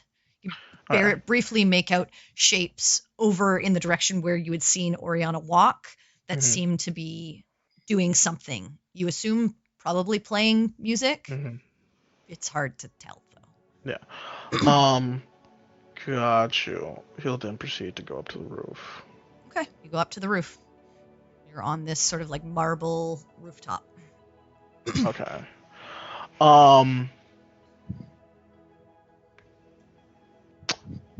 Can I see if there's any cracks in this marble rooftop? Can I do Make a perception check. Okay, cool. Perception. Yeah, it's a 10. I don't see shit. you're looking for cracks, but this is very finely crafted. Mm-hmm. Almost pristine. You're like, it almost looks as if it's brand new, but Yeah. this place has to have been around for a while. Yeah. You're not sure. They're keeping this shit up with some of that good old magic juice. Maybe. You didn't detect any magic other than the doors, though. You didn't detect it on the marble itself. And your spider climb is now, so that's what you're concentrating on. So you're not. Yeah. So I wouldn't even. Yeah. So bingo bango. I'm already doing that. I can't find anything. I'm not liking where this is going. There's no other sideway doors other than like the window. But the window looked very sturdy, correct? It's a stained glass window. So if you've ever seen stained glass, it's like think of like wrought iron. The wrought iron makes out like the shape, and then the glass panes are and then fairly the glasses thick. fit into That's why it's hard to see through, because it's kind of like that opaquish refracting light. It's quite thick, probably a couple of inches thick. Okay. And like it could be. I mean, it's a window. It's still glass. It can be shattered. Yeah. But when a stained glass window is shattered, the iron is still there. It's still you there. have to bash through the stained glass and then pull apart the iron somehow to like make it through, or find an area where it would be large enough for you to maybe squeeze through. Okay. Yeah. But I mean, there's not really a way to do this without someone knowing that you're smashing through a stained glass. Exactly. Okay, cool. So there's no other ways there. I'm not seeing any other ways. I'm gonna go down back to Greybone. Okay, you head back down. Greybone's just sitting on the ground waiting for you. Okay. Greybone has a 4 intelligence. Would he know how to get his way back to the inn? I mean, he can follow directions. Sure, so yeah. I mean, you give him the directions. Yeah, you're giving him the directions. So yes, he would be able to like send him back. Okay. I don't see why that wouldn't be a thing that you could do. Okay. Cool. He's not like tied to you in any way. Yeah. I would like to write a note. Mhm. And on this note, it's like, help Orianna and Colt. Bring everyone. No. No. No. Possible magic bullshit. Okay. Oh You- my god. You write that. You stuff it kind of in Greybone's mouth to hold on Yeah. to, Yeah. and give him the directions, and you see him Yeah. dart off. Okay, cool. All right. You know it's going to take about an hour to get gonna there, take a little bit Yeah. less, and then another hour for them to get back. So just an FYI. Yeah. Okay. So he's going off and doing that. Are you doing anything while waiting for Greybone, or are you just kind of hanging out and waiting for the rest of the group to get to you?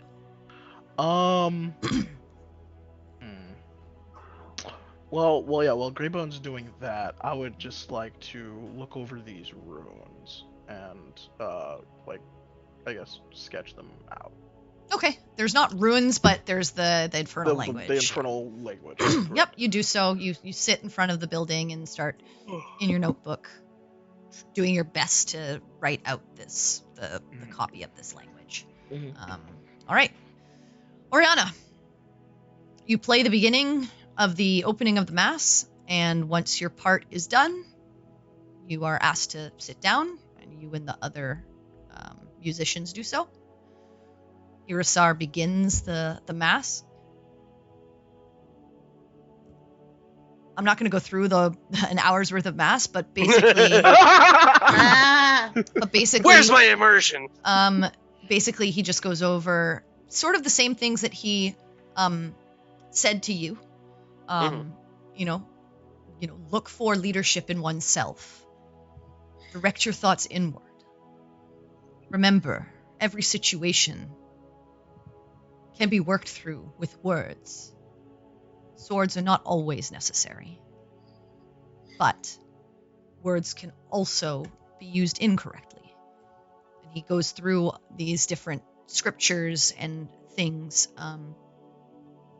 different stories. You actually, interestingly enough, hear how Asmodeus stole or took the hells from another being. They were once chaos and corruption. And Asmodeus stepped in and banished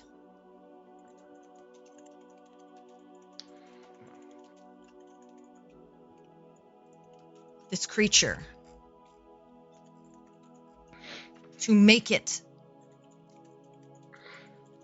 no longer lawless and chaotic, but a place of penance for souls that have been misguided.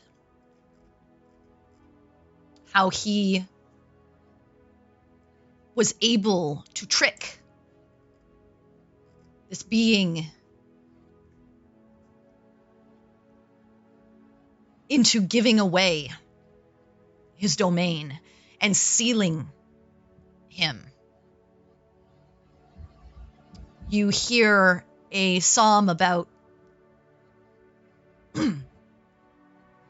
how he birthed the archdevils to oversee the hells, purposely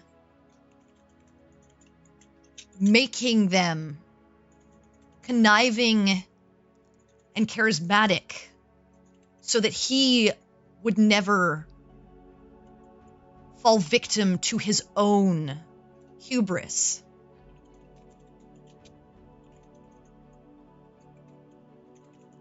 How he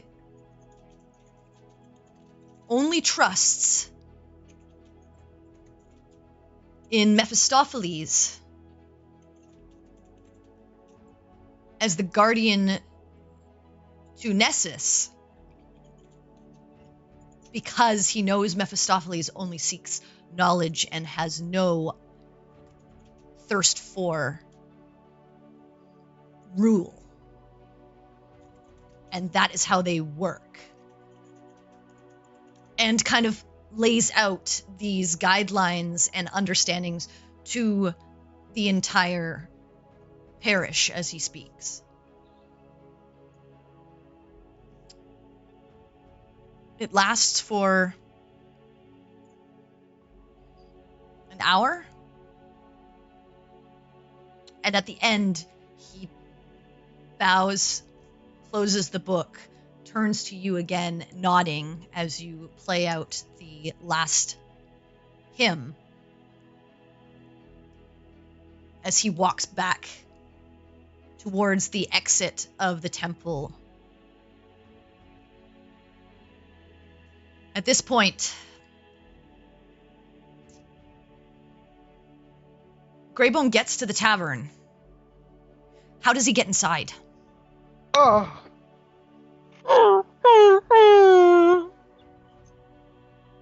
Yeah, I don't know. There's no one there. Oh man.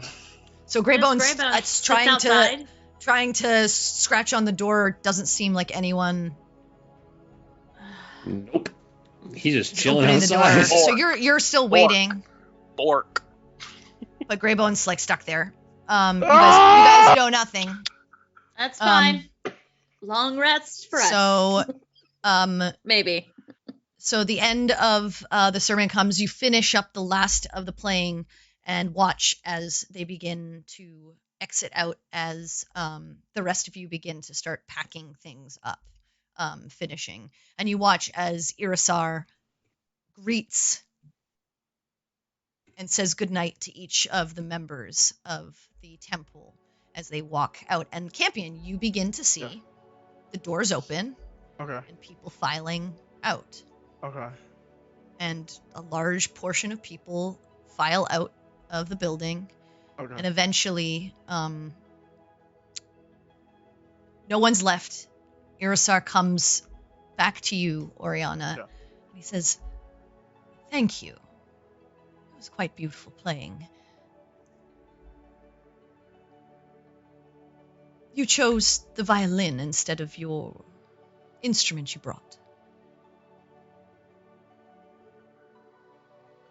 I consider myself to be more proficient with the violin, but mine was destroyed a few weeks back. I'll keep it. You play it quite beautifully, and if I should have you back again, it seems that is the instrument I would want you to play. Thank you. Have a good night. I hope you enjoyed Mass. And It was enlightening. I'm sure it was. Just so you know, if you had asked me to play, I probably would have said yes. Oh. But that's not the lesson. I suppose it isn't. Thank you. I appreciate it. If I have need of you, I'll call on you. Don't worry. I'll bow to him. And I'll head outside. He nods. And once the last person exits, takes maybe another 5 minutes, but you see Orianna step outside. Okay. With a case in her hands. What color is the violin, by the way? It is black with red Okay. etchings on it. Okay. We'll see if that stays. Eddie. Okay, and then after she leaves, the doors close? Yeah, Or the doors close behind Orianna. Okay, got you. You see, like, Orianna come out, and behind her two, a half-orcish gentleman and a half-elven gentleman, and they just walk by as the door then Did I get shuts. their names? You didn't. Shit. They continue on, and you are I'm left. just too busy trying to see if they were stuck here, too. You don't know.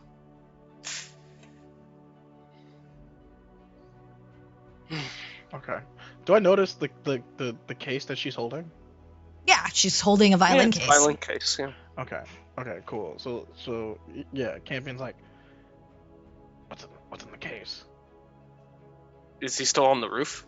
No, he's right in front of you. down. Oh, okay. And his spider climb's no longer like his It's spider climb gone. went out. Yeah, it was gone. Okay. Alright.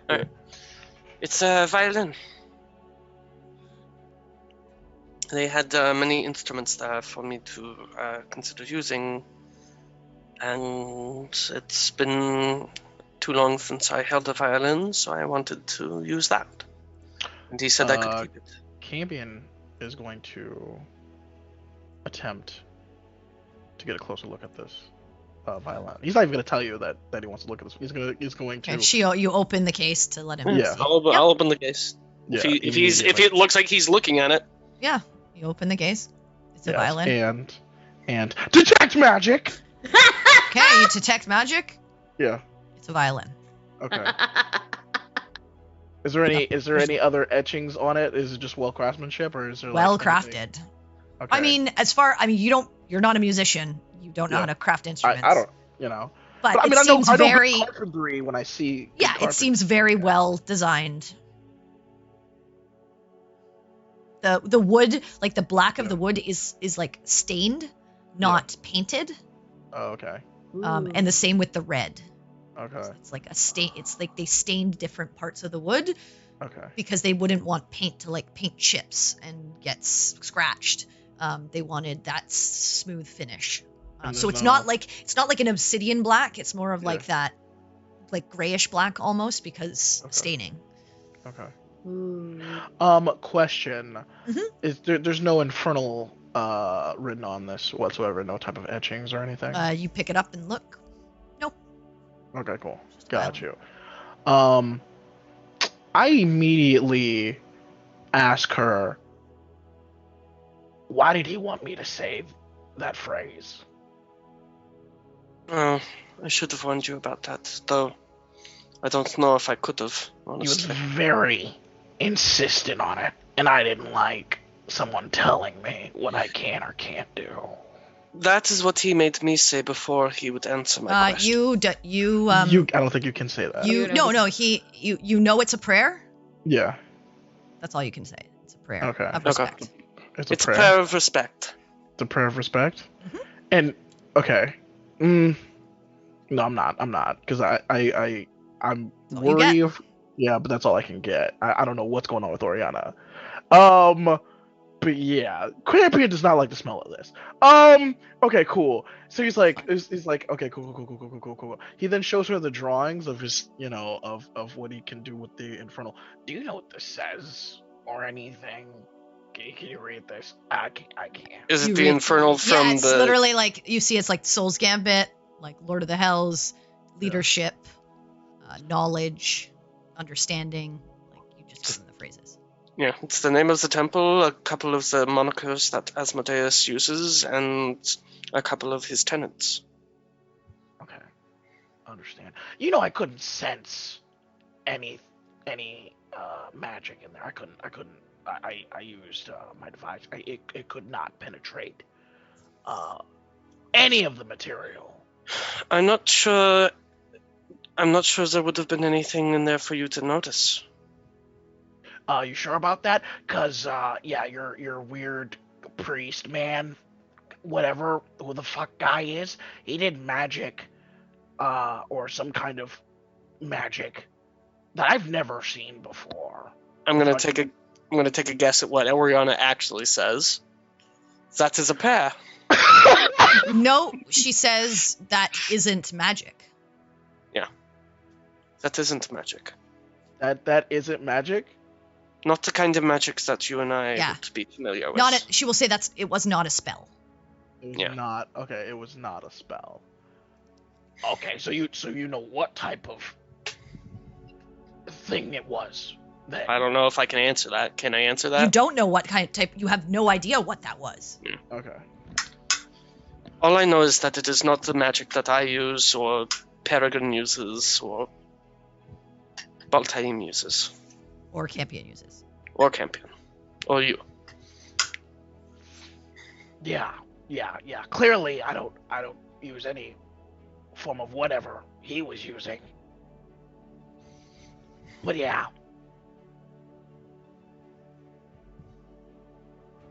Okay, let's go back. Agreed. Yeah. Okay, you guys start walking back. And he is eyeing her the entire time. While they're walking. Welcome to. Walking back, yeah. Are you trying to eyeball all my measurements now?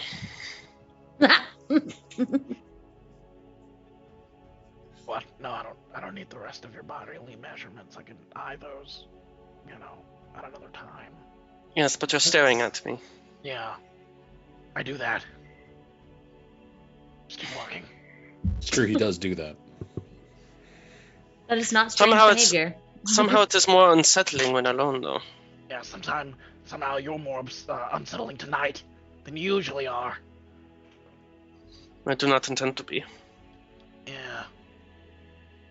Which makes it more unsettling.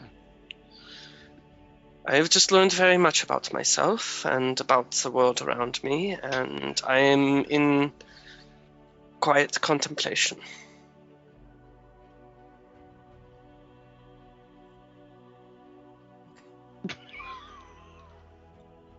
Yeah, Kevin just takes that all in silently and just keeps walking. Yeah, you guys eventually make it back to the tavern by around 2 a.m. Okay, cool. You see Greybone just kind of like pawing gently at the door.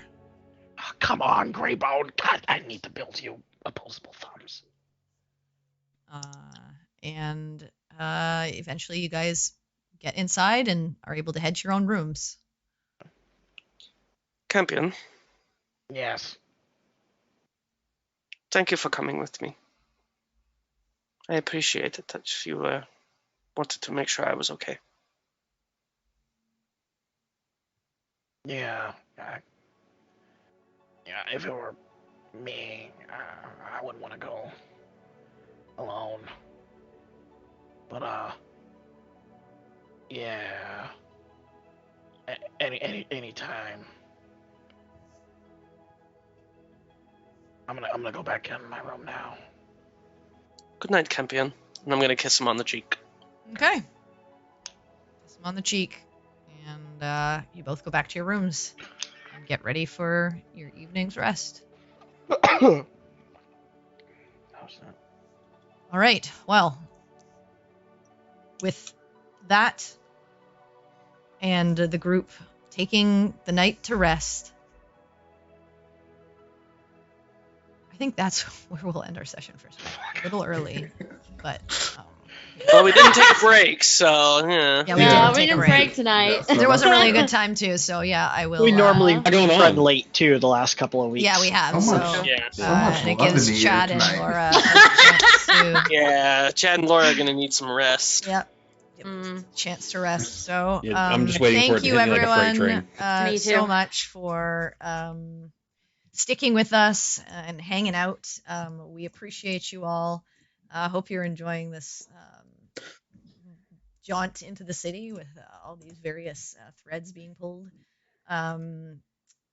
Appreciate all the new people who came in and chatted with us tonight. You guys, Yeah, that was rock. awesome. Well, Yeah. yeah, Chat was pretty consistent. Yeah, or, pretty and- active. Yeah, and It remember wasn't if just you us yelling at each other. exactly. Yeah. If you enjoyed the session, please share with your fellow D&D lovers. The best way to help a stream like ours grow is to spread the word. So having you guys in chat and joining our Discord and stuff like that, we super appreciate it. Like it's all we can ask for. So thank you so much. And remember, folks, it's nice to be important, but it's more important to be nice. Have a great Friday. Make good choices. Unlike We hope to Orianna. see you back here next week. See you guys later. Bye, guys. Bye, Have a good everybody. night. Bye. Enjoy your Friday or Saturday morning for some of us. Whatever it is. You do you.